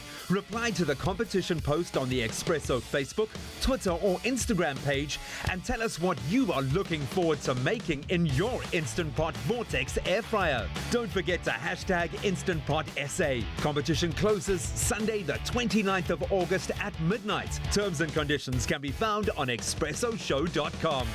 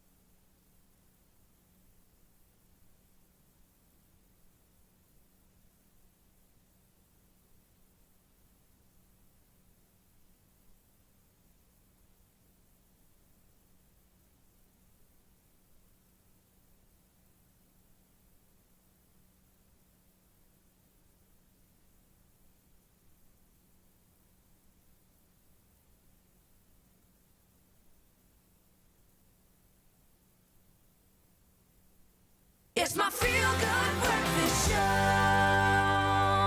Excuse me, I have been stuffing my face with microwave pizza. That is just the coolest thing I've ever discovered. I'm going to make them for my family this weekend. But of course, we put it to you guys to have a little bit of fun, explore your space with color. Earlier, we asked you to let us know what your favorite color of the season is. And let's find out if it is our gorgeous green or our beautiful sun-kissed yellow. Team green. And I was team yellow, just to say before we really? comment, yeah? No, but that's true. I'm down with that. That's all good. So Veranda says, Expresso show, I love all the colours. They really complement each other so beautifully, and I love the colour mix. Miranda, I feel like you're sitting on the fence with this one. Shireen Abram says, I love the sunshine and zesty yellows to brighten up our mood, certainly. Josephine Pixton, another regular, saying, stunning, love the yellow colours, very refreshing. I agree with you. Linda Tolo saying, sunshine and zesty yellows, guys. Today it is my birthday and I love your show so much. We love you, Linda. We love you right back. Thank you so much. Magdalene Hoffman says, my favourite colour is the hues of green, so Team G for that one. And Latla said, sunshine and zesty yellow. Oh, then Mersha, definitely the emerald green for me represents life. You see, that's what I'm about, that energy of life. And then Fadila saying the sunshine and zesty yellows definitely feel good colours.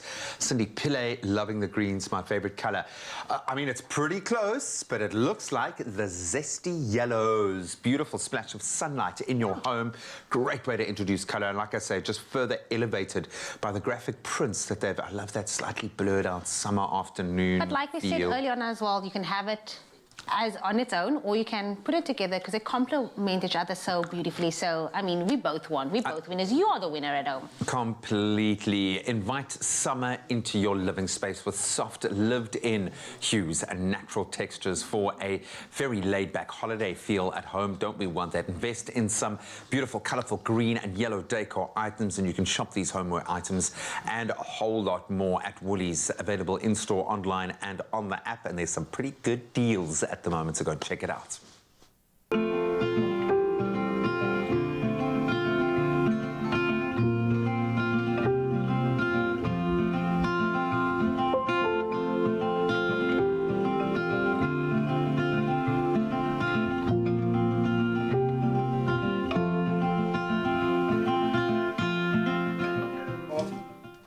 Yeah, we're back on the Expresso stage one more time with our alternative jazz artist. It's Nick Page, Matt.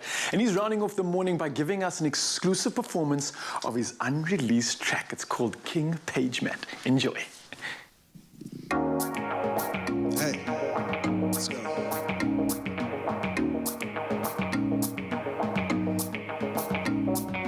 I'm in the mood, I'm in the mood, yeah. I'm in the mood, I'm in the mood, yeah. I'm in the mood, I'm in the mood, yeah. I'm in the mood, I'm in the mood, yeah. You might just get in the way. I'm super fly, get out the way. Melanin dripping every day. I wear my skin like it's a J. Just that. So fire, move over. Colonizer, black dominance. Higher, King Page, rising.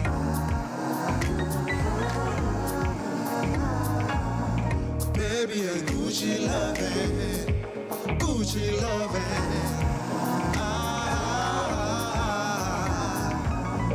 Baby, a Gucci loving. Let's go.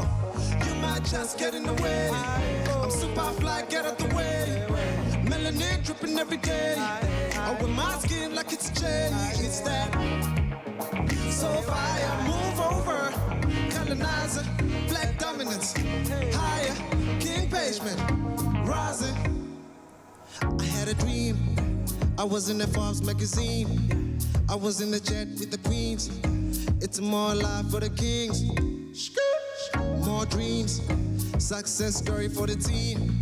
Love and marriage for the keys. Matrimony vibe, get the keys. I need a minute. I need a minute.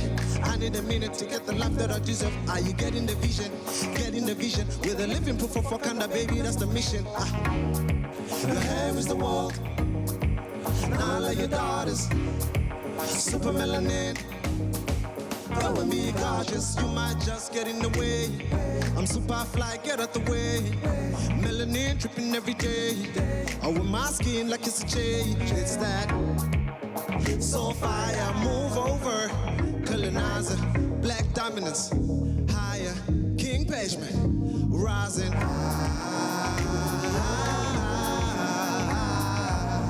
Baby, are you Gucci loving? Gucci loving.